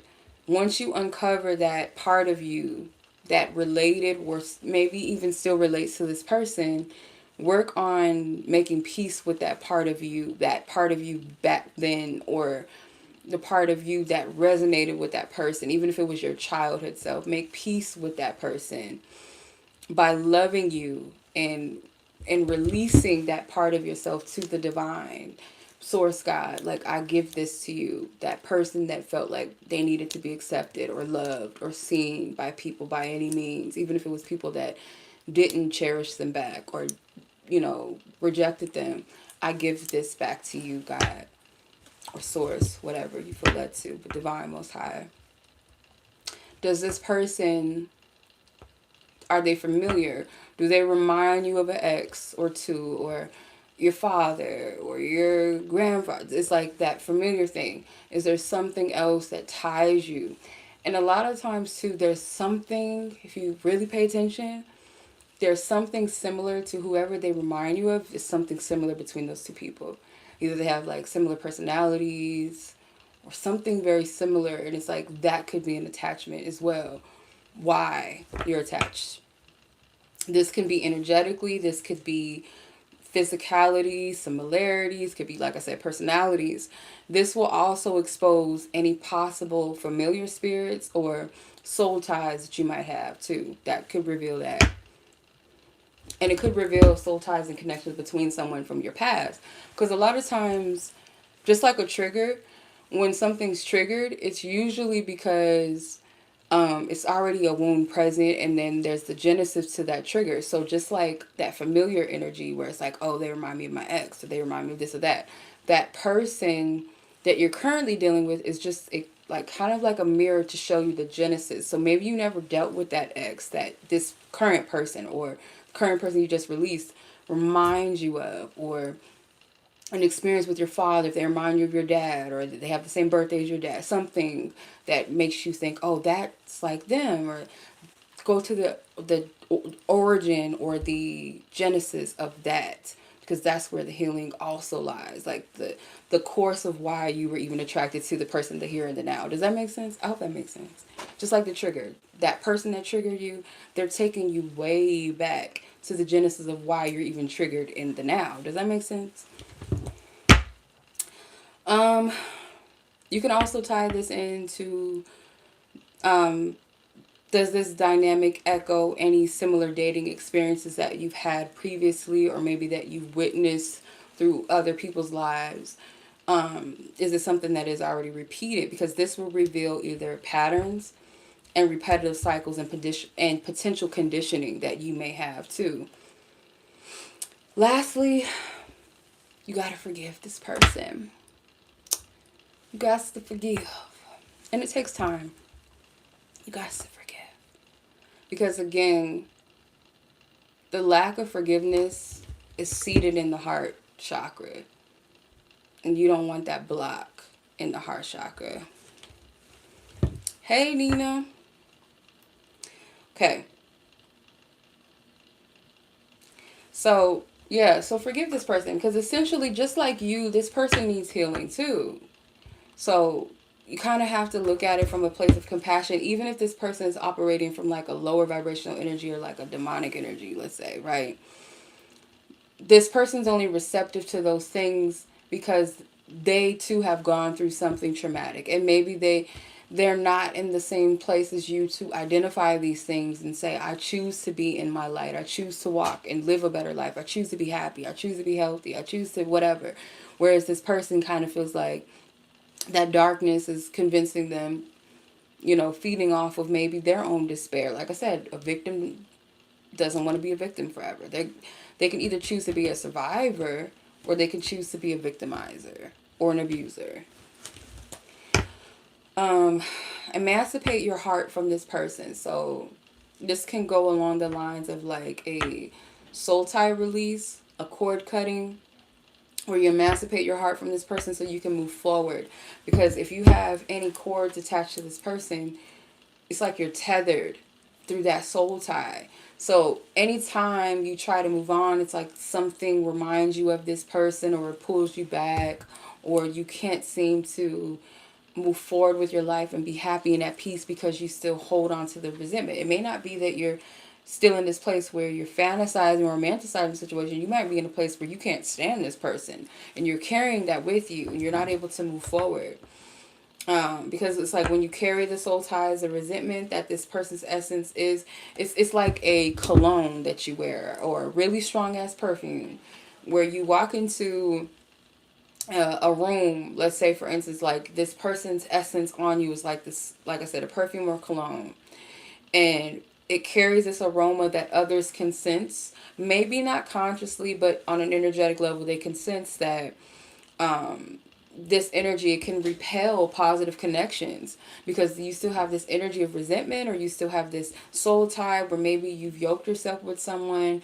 You may have declared that you would always be with them, or this is my person, and you don't want to let them go, or maybe you're in denial about it, and you might be potentially delaying your progression, delaying your love life, blocking opportunities in your love life.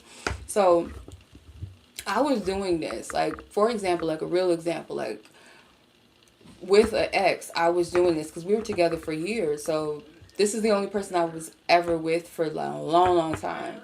So when I broke up with that person, it was kind of foreign to like meet and talk to other people in a sense, because it was kind of always this fear that they were going to sabotage these connections, or I was going to run into them, or they would know somebody I know and they would sabotage it, or nobody's going to ever want to deal with me because he's going to make it difficult. I was giving him too much power and I was repelling connections. I was sabotaging them myself through the fear of them sabotaging. I was sabotaging situations for myself. But essentially, I wasn't ready anyway, so it doesn't matter. I mean, it does matter, but I wasn't ready. So be grateful for the lessons and the wisdom that the experience brought you. So when you get to the place where you are more so grateful for the experience, because if you didn't have that experience, you wouldn't be able to discern what you want and what you don't want, what you deserve versus what you don't deserve, um, how to help heal your traumas. Like every experience we encounter, there's something to take out of it. Rather than looking at it from a place of regret, you look at it from a place of wisdom. Most importantly, take time out for yourself, to nurture yourself, prepare your heart to receive healthy love and healthy connections before you rush out and hop into another cycle of false and or toxic connections. So this is another thing about our culture as people, as humans, that I do not understand, is when we get out of one situation, we jump into another situation. We don't even give our vaginas and penises time to just breathe and just sit on the counter for a second. We out already at just shopping it around. We don't give our heart time to process, our mind to process, just process and spend time with our own self. It's like you have to have people orbiting yourself all the time. You can't just be. You got to just have something always going on. That's a problem.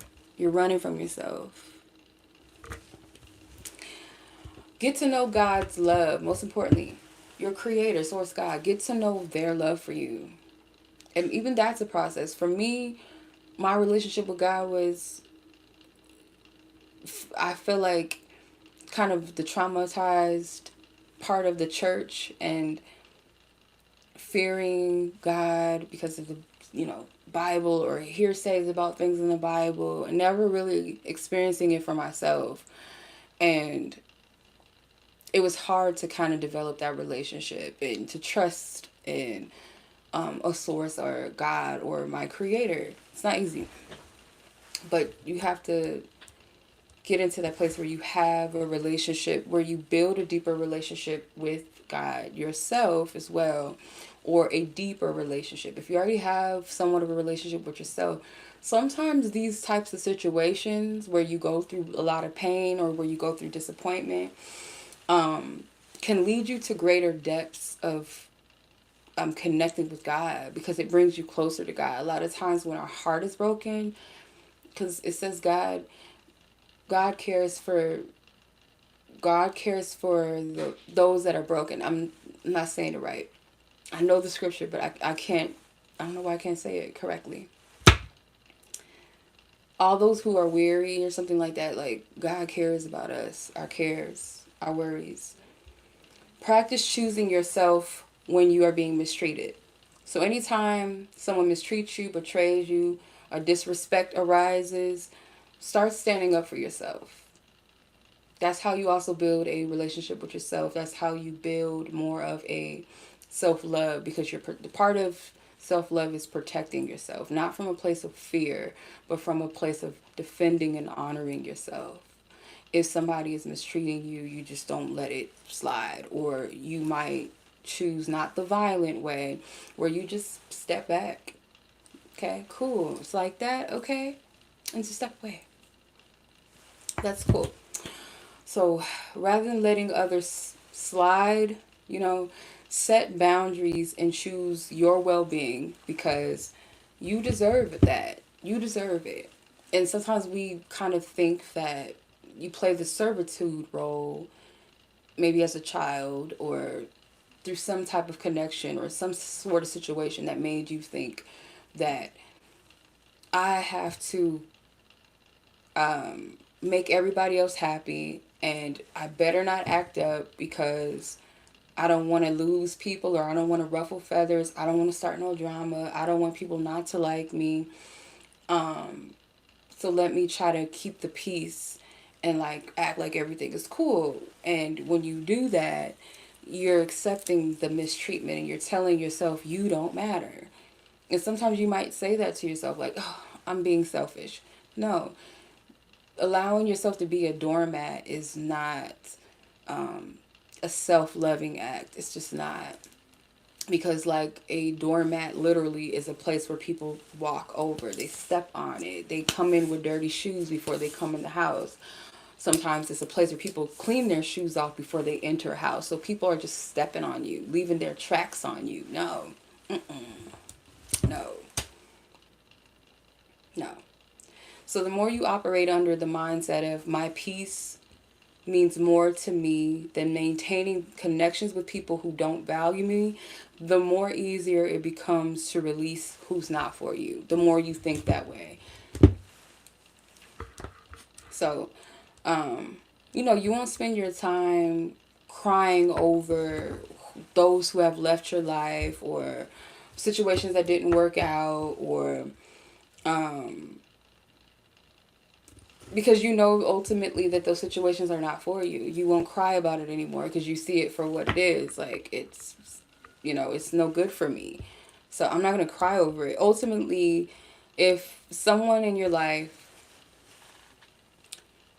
ultimately, if somebody leaves your life in a way, let's say this person never chose to be with you, or they chose somebody else, or this person, once you decided to love yourself, or you decided that you were gonna, I don't know, stop giving something to this person, they ghosted you, or they said, okay, well, I can go find better somewhere else, or maybe they didn't say that, maybe they moved on and you took it as, okay, this person moved on with another person.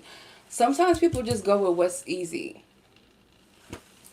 They just go with what's easy, what requires less effort, what's easily available, because nowadays people are settling. It's, as long as I have a man, or as long as I have a woman, um, I can't leave because of this and because of that. People opt to settle versus people.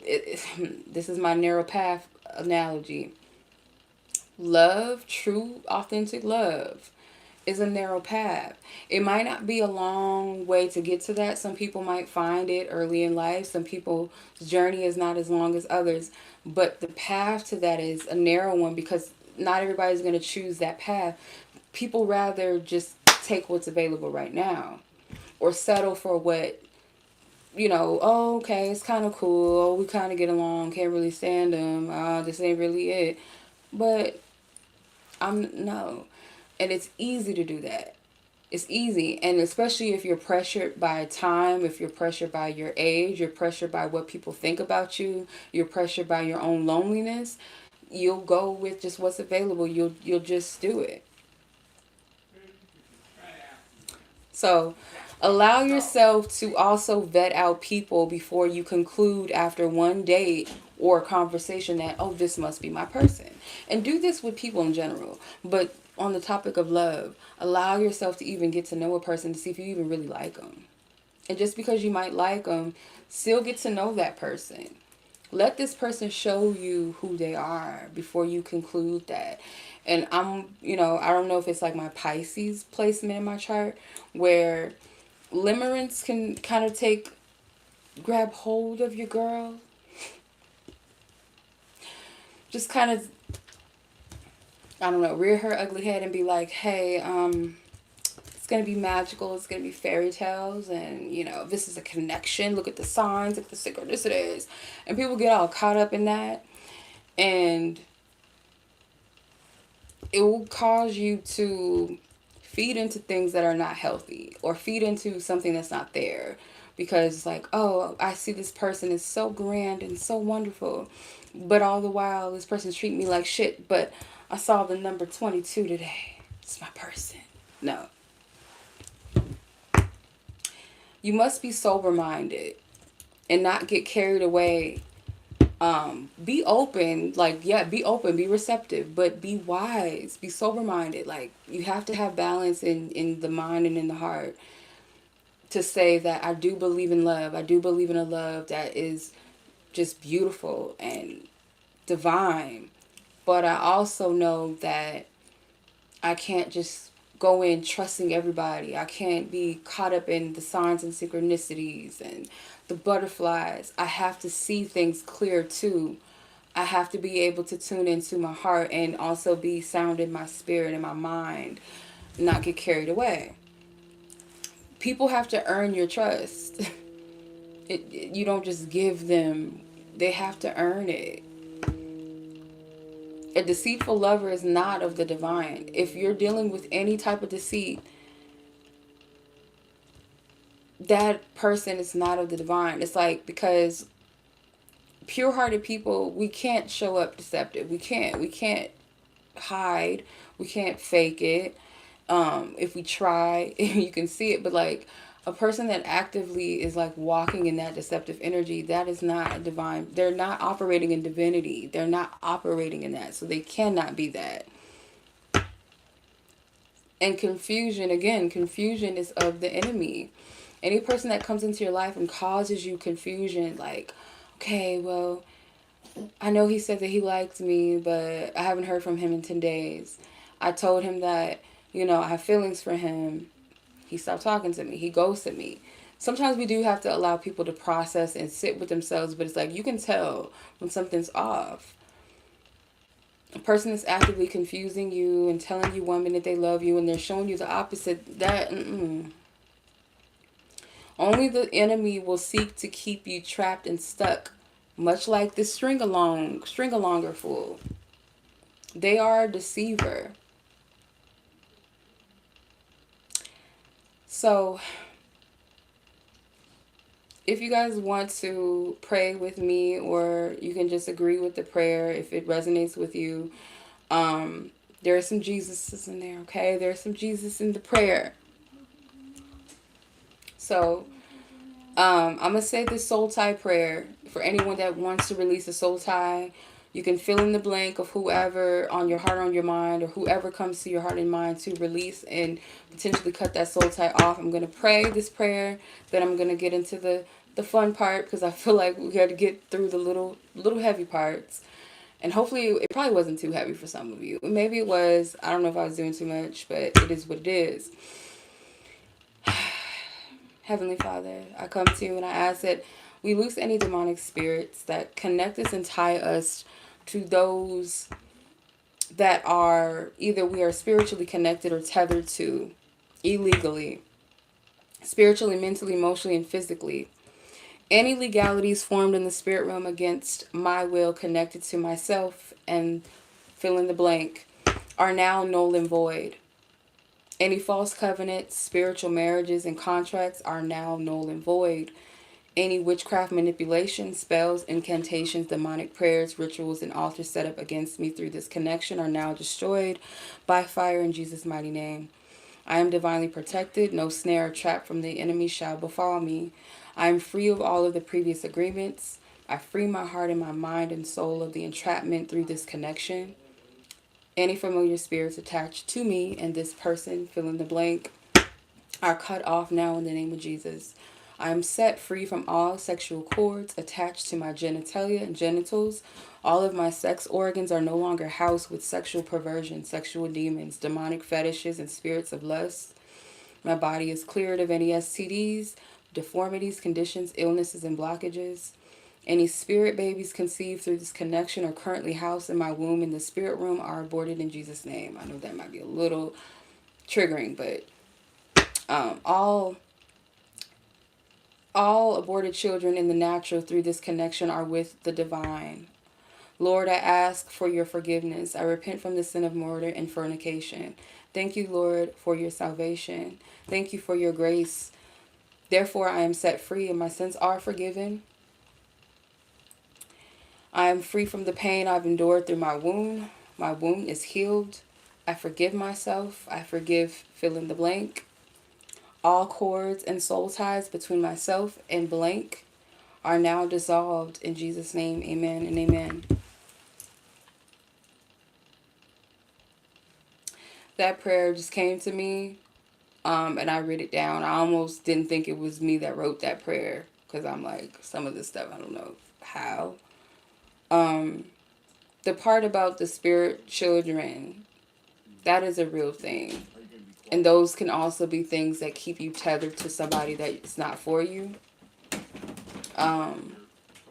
Another thing too, anyone that may have had an abortion, I don't know if I could say that, but lost a child through miscarriage, or you aborted a child for the sake of this person or this connection, forgive yourself for that.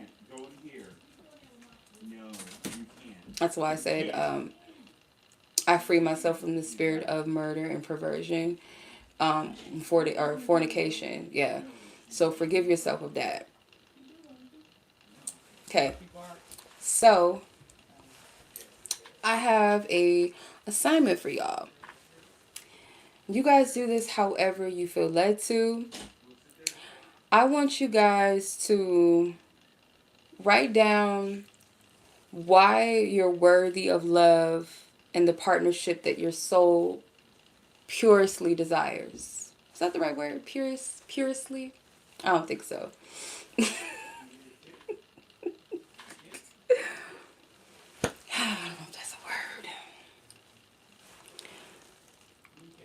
Um, yes. So write it down. Why? And I'm gonna do it with y'all because I didn't do this part. I did the hard stuff. I did the stuff. I had to do that last night.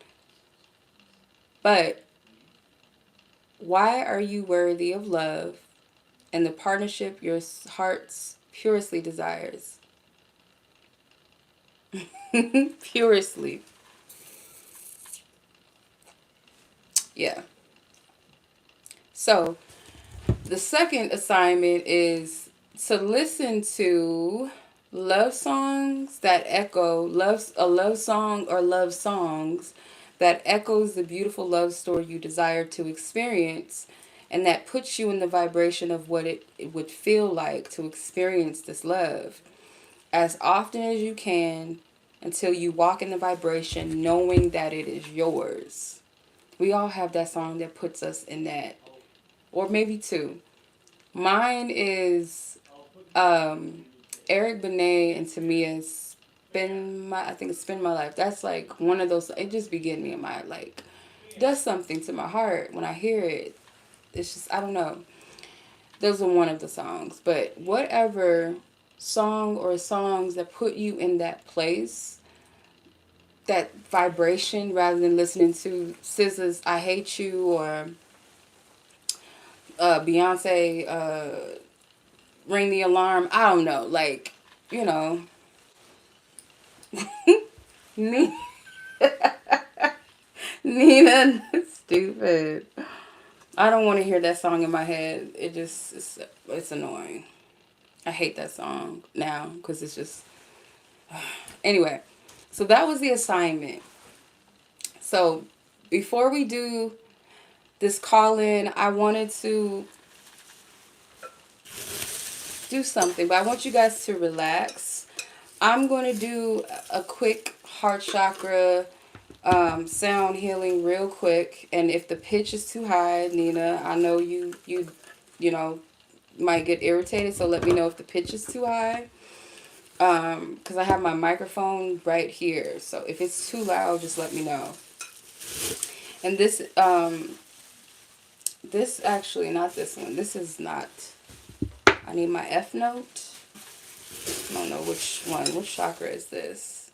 Actually, I think I'm going to use the sacral too, because especially for the womb. So that was right on time. So I'm going to use the sacral chakra, and then I'm going to pull out my heart chakra, which is F note. Okay, so let me know.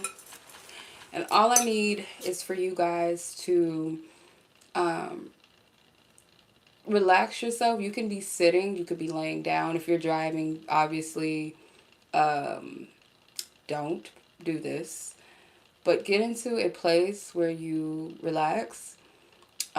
Take a deep breath until, or however many you need, until you get into a place of being at rest or just at peace, stillness.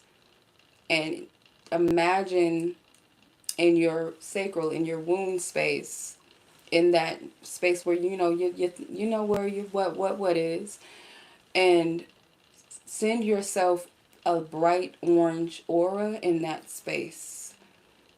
Okay, so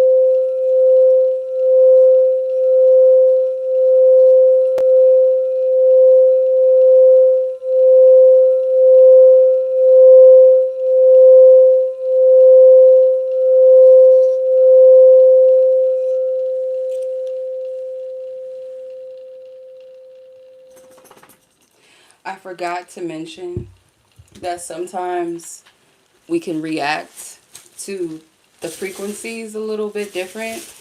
And because we're like setting intention to our wound, some of you guys might have some effects. I don't know if you feel tingling in that area, irritation in that area, or you feel like you need to go to the bathroom. That can happen sometimes, especially when you're working on your lower chakras.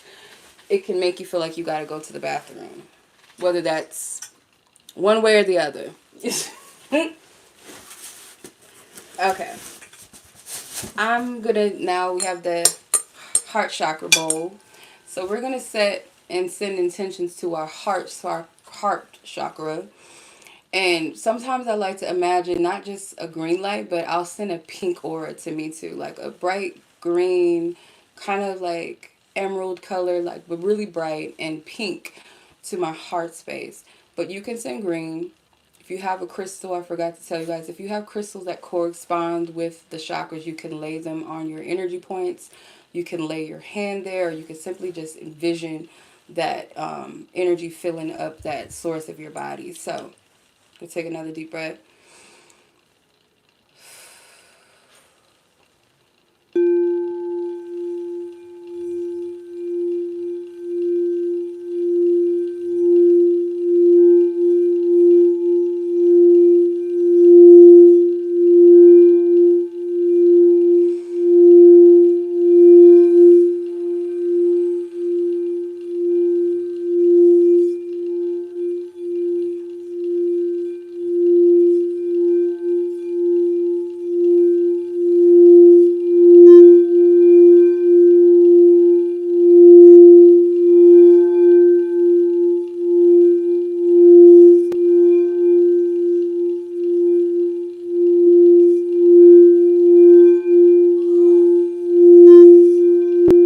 What's wrong, Foxy?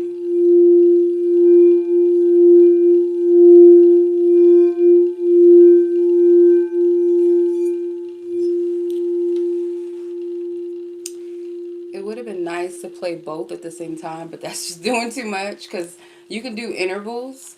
And because we're focusing on those two specific chakras, we could have, played both at the same time. But that, with that microphone there too, is probably going to be too intensified. So I'll probably do that separately and then just upload it so you guys can listen to it whenever you want to, because that's a lot. It's a lot. So slowly come out of it. Don't just be like, ugh. Like, kind of give yourself time and sit with yourself for a second, because that's a lot of energy that just shot through real quick. Okay.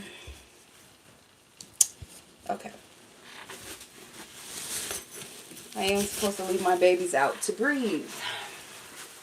I learned that during the course. Like, you're not supposed to leave your crystal bowls in the package or not the package, the carrier bag. You're supposed to actually leave them out on a shelf so they can breathe, because they're crystals. They're quartz crystals. So they have to breathe. They have to breathe like your crystals. So I need to do that. But I am going to open up my phone lines now. So let me take it off of Do Not Disturb, because that's not going to work. Okay. That's not going to work for anybody. Alright. So anybody that wants to call in, you are more than welcome to call in. I would greatly appreciate it. Let me leave the number in the chat, because who gonna know the number? Like, it's in the number. Something was wrong with me. Per usual. Okay. Come on now. This phone is extremely slow. We are at... Let me know how you guys felt about that tiny... It was just a tiny little something. We could have been on here longer doing that, but, we gotta be resourceful with our time and everything. So I've pinned in the chat the number to call in. So feel free to call in. I'm all ears.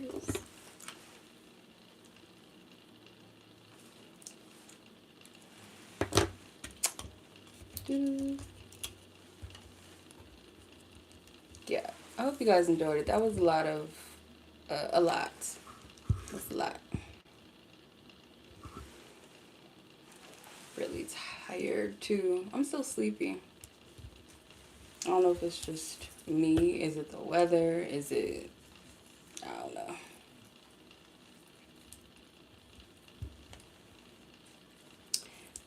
Something, something you said. Alright.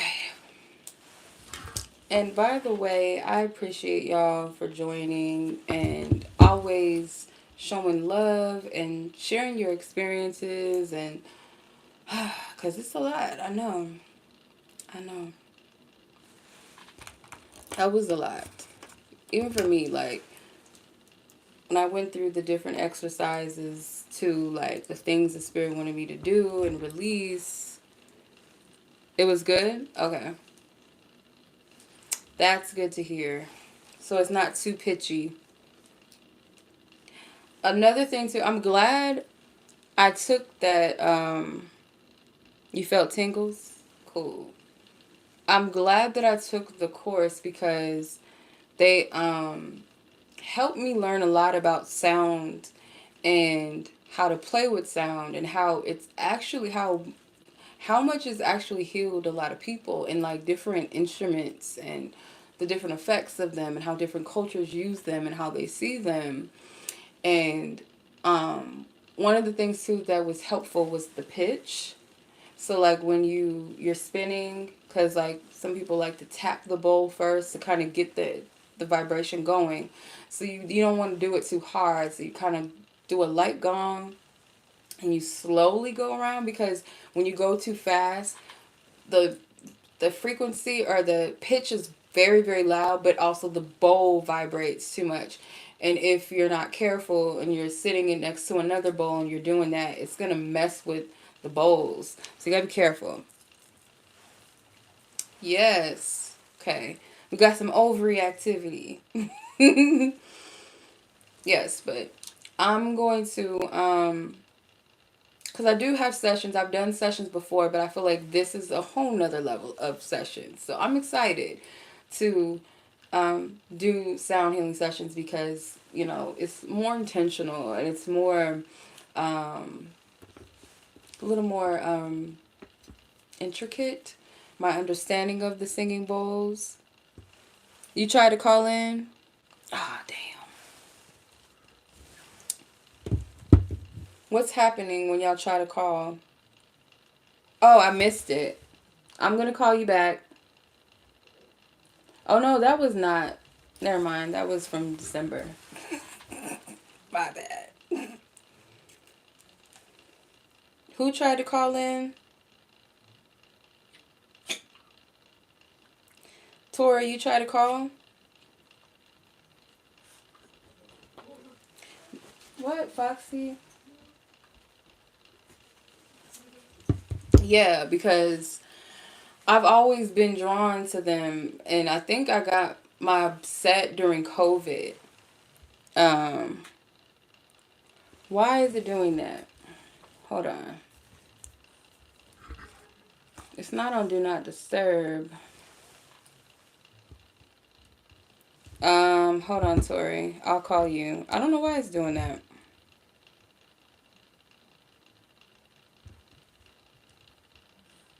Interesting.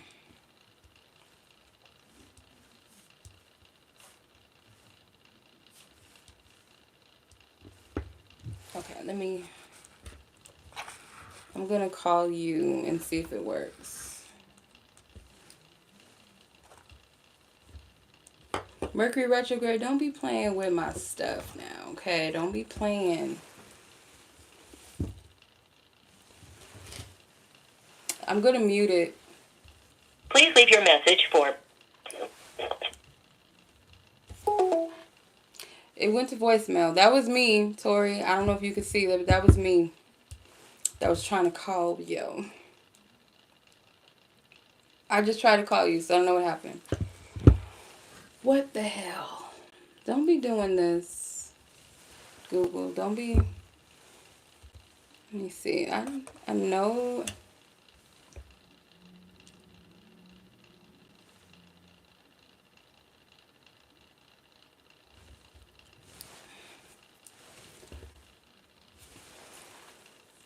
Still not doing it?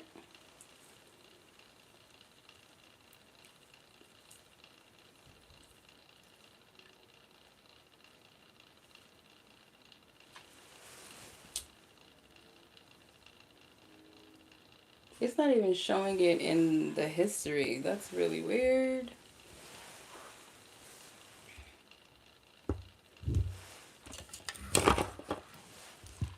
I don't know what's going on with this. But I don't like this Mercury retrograde. It's going to Google voicemail. I don't know why it's doing that. Hmm. It says I'm not on do not disturb anymore. So, I don't know.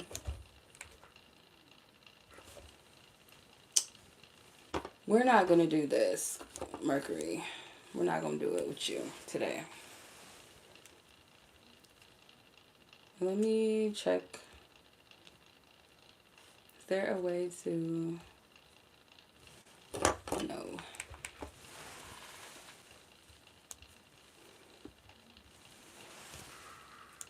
Okay. I'm going to try... Oh, I think that was you. Was that me? Well, that was me calling you.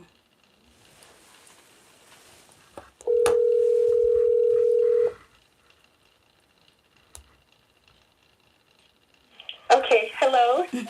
Hello? You got me. Hola. Honestly, I thought that I was going to have like an encouraging word, because that's usually the role that I step into. But I really want to take the time to be transparent because this was so healing to me. And kind of like what you said about in order to make room for the love that we deserve, the love that we want to experience, and in my case, is a love like sunshine, it requires that honesty. And when you touched on the eagerness and the overgiving, girl, when I say, I was like, okay, like that just identified a point that I've been working through. So I just want to let you know, thank you for being transparent. Thank you for, no matter how hard it feels, because even with me, and I feel like sometimes we feel like we're at certain levels or we should know better or we shouldn't be in this space, it's okay, So I just want to thank you for being transparent, girl, because that was so healing and therapeutic for me. Okay, I'm going to take you off mute. Yes, I appreciate you for calling in, sis. Because I know, like, it's kind of, I know, put people on the spot. But I appreciate you. And the feedback, all of you guys, I appreciate it. Because none of these things are easy. And I guess now, like, whenever the topic comes to mind or on hand, I have to, like, go through some parts of it on a certain level in order to even really go into it and really talk about it. You know what I mean? So yeah, it's a whole process. But yeah, the overgiving and stuff, like, that was definitely me. So because just even when you were talking, I noticed, like, so I don't know if, this happened to anybody else, but sometimes, we could be wondering, like, where am I going wrong? Why do I keep finding myself in a certain cycle? But the whole night you were talking, you were flowing. I was like, check that off. Like, it just, I didn't feel anything. And then as soon as you went to the eagerness, I'm like, that's when I started to, like, wanted to draw back in. And I realized for me, when I do that, that's because I need to take a look at there. And that's something that I have been looking at, that overgiving and growing those boundaries and knowing, like, no, you don't get a second and third and fourth chance to disrespect me. Like you said, self-love is about protecting yourself and knowing your value. So, that was I like that because it just showed me where I was like, tense enough that that's what I need to look at. But if we don't have these hard conversations, if we don't sit in it, hear it, Yeah. it can be plucked out. So thank you. Seriously. You're welcome. My pleasure. Well, yeah. I just be going. I flow, y'all, because I don't know what's gonna come out of it. You know what I mean? Like I'm just coming, like sharing the information and the notes and the downloads and the experiences, and whoever's meant to hear it will hear it. And I know this one was probably like really, really touchy because not only is it exposing a person maybe, but it exposes us too. Yeah. But that's what helps us to free ourselves. It's like essentially so. Oh yeah, you touched on something too because that's you just touched. I just got another revelation when you just said that because it's easy to look at the person's behavior, but taking that responsibility of how am I playing in that? How am I, maybe subconsciously or telling them that this kind of behavior and what's happening, it's okay, and how am I accepting it? So this conversation is like making you look at yourself, and it's not easy, but it's a beautiful thing when you look at you, because this is when you can take responsibility and you can change your story. Because every woman on this line tonight, and whoever looks at this, and you've made it here, you deserve a love that feels like sunshine, whatever that is to you. So sitting here doing this, that is, looking at those hard truths, that's how you get there. That's how we get there. So this is beautiful. I just want to thank you. My pleasure, sis. And shout out to just Divine and anybody that gave the experience or experienced it with, because it wouldn't be it wouldn't be the experience or the wisdom from the experience. It wouldn't be a testimony. And so that's really one of the biggest things too to take from it is the wisdom, and actually to thank those people or those experiences. Yeah. Thank you. I'll mention her name, but what did Ariana Grande say? Thank you next. Right. When people show you who they are, believe them. So when you look at these truths, all of these things that you address, when you apply them to your life, when people come to you in that energy, you don't have to waste time. You don't have to play in that and then break your own heart, and romanticize them. You see it for what it is. You go within yourself and you move on. Yep. That's all. All right, sis. I appreciate you for calling. I appreciate you sharing, your take and your experience, how you felt, and what you took away. I appreciate it. Okay, thank you. All right. Thank you. All right, sis. I'll talk to you right. soon. Peace. Okay. I don't know how much battery I have. Anyone else would like to call in? Let me know if it's working, because I had to call her because I didn't get a missed call. So I don't know why it's acting like that tonight. It's acting really stupid. But we recording this in a what? Mercury retrograde. But yeah. Anybody else want to come on live, join before I hop off? Because I think what I'm saying is always delayed. Like what you guys hear kind of after what I just said, like maybe like a minute or maybe some seconds. So let me know, type in the chat if you would like to call in before I close the live out. What is that? Like a little sparkle. What is that? It's weird. It's like a little sparkly thing. It wasn't a net, thank God.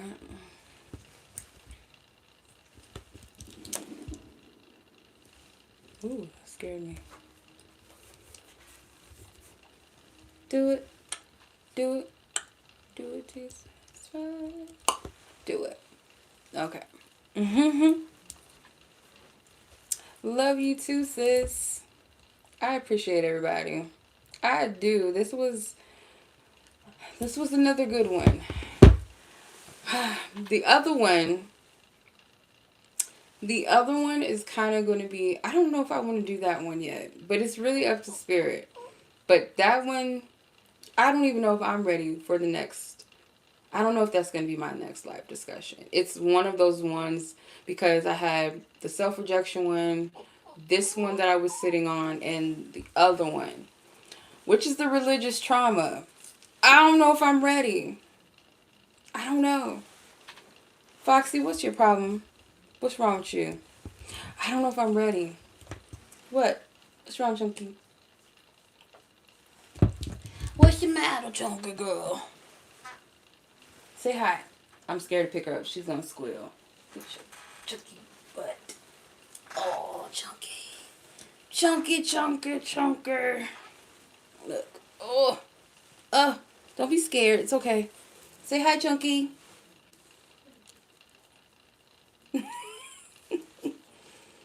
Say hi. Yeah. No, no, no, no, no, no. Say hi. Yeah. Foxy. Miss Foxy. That's her name. It's my mom's dog.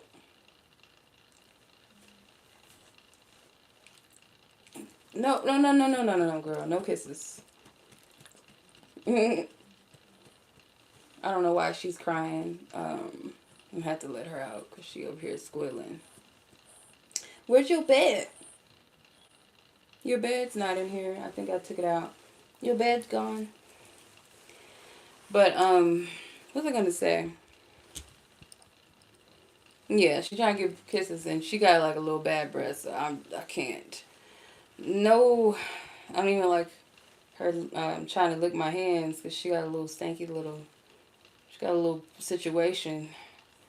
But what was I gonna say? Yeah, I don't know if I'm gonna do the religious trauma one yet. I don't know. I feel like there's still more um, to document. So I don't know when the next live discussion is going to be. If it's going to be that one, is it going to be anytime soon, or is it going to be something else? And if that's going to be anytime soon, I don't know. Um, it really just depends on what.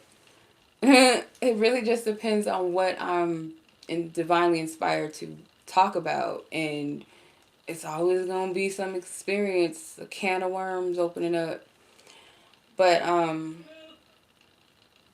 yeah, I'm going to piggyback off of what Tori said that we deserve a love that is like sunshine and feels like sunshine, and that's true. And it sounds rainbows, and we deserve rainbows too. Who doesn't love rainbows? We deserve that, and I feel that our experiences will make us believe that it's just fairy tales. It doesn't exist. It will never happen. We need to think regular. We need to be normal. But I see so much evidence of divine, beautiful connections, not just romantic ones. They can exist too, but it's really just, do you believe you deserve it? And again, y'all, don't forget your assignment. I'm going to do this too with y'all. I'll share the results. Ooh. I think I'm going to hold on to that. But let's do that. Write out our assignment. Why are we worthy of love? Not why we're not worthy of love and why we can't have it and why it's not here. But why are we deserving of the love that our heart truly, what was that I said? Our soul purely desires. Let's write that. And then listen to that song as often as you can. Rather than F these hoes. I hate you so much right now. Lemonade. Ring the alarm. I've been through this so long. We don't want to listen to that. There's a time and a place. But for now, Let's listen to our favorite love song that opens our heart, that like brings us into that feeling of what it's like to be with our person, what it would feel like. Just feel the essence. Maybe not project so much like what they'll look like and who it has to be, but just the essence of that. And listen to that song or songs as often as you need to. And like I was guided to write it or listen to them or the song as often as possible until you really believe that you are going to have that.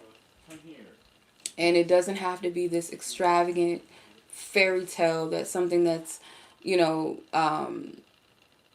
a lot outside of the bounds of what's good for you, but something that is good for you to where you actually believe it to be true. And we're not going, oh, that's never going to happen. And look what this is and blah, blah, blah. So um, let's follow up on that.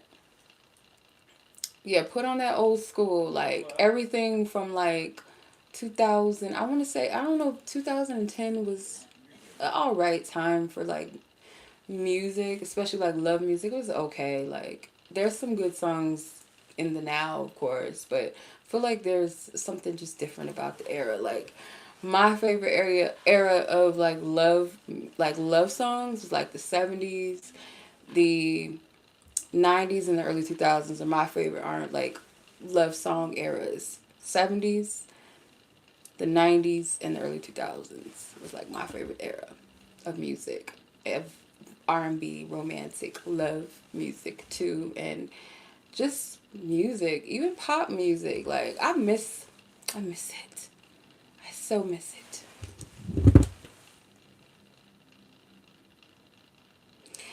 Oh, well, don't listen to. Well, if it makes you sad, I don't know what to say.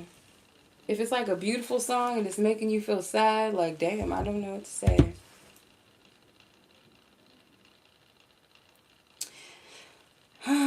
You might have to listen to some "Making My Way Downtown."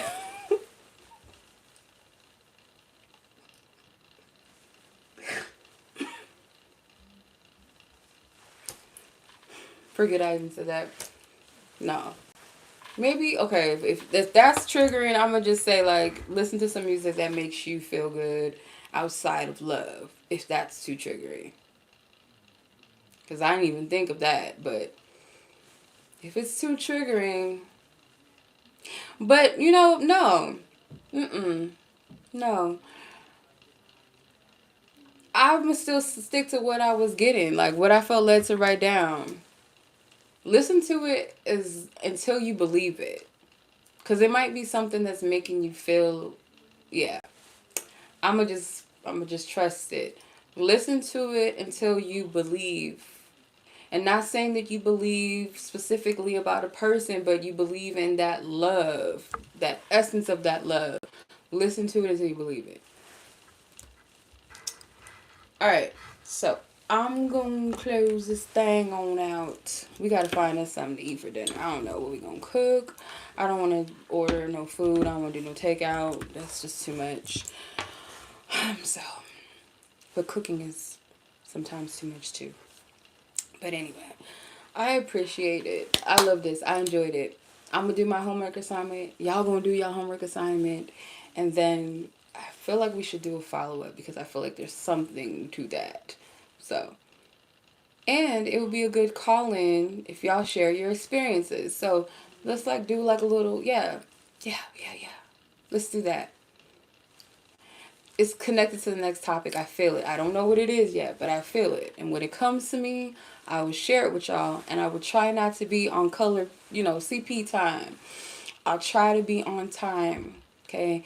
But I wanted to charge my battery and make sure that I had a good enough battery so I don't have no delays or having to charge my phone because I need my microphone. So if that's not plugged in, then the sound is not as amplified. I hope this is good. Can y'all hear me? Do like some ASMR. Can you hear me? Like, share, subscribe. Just playing.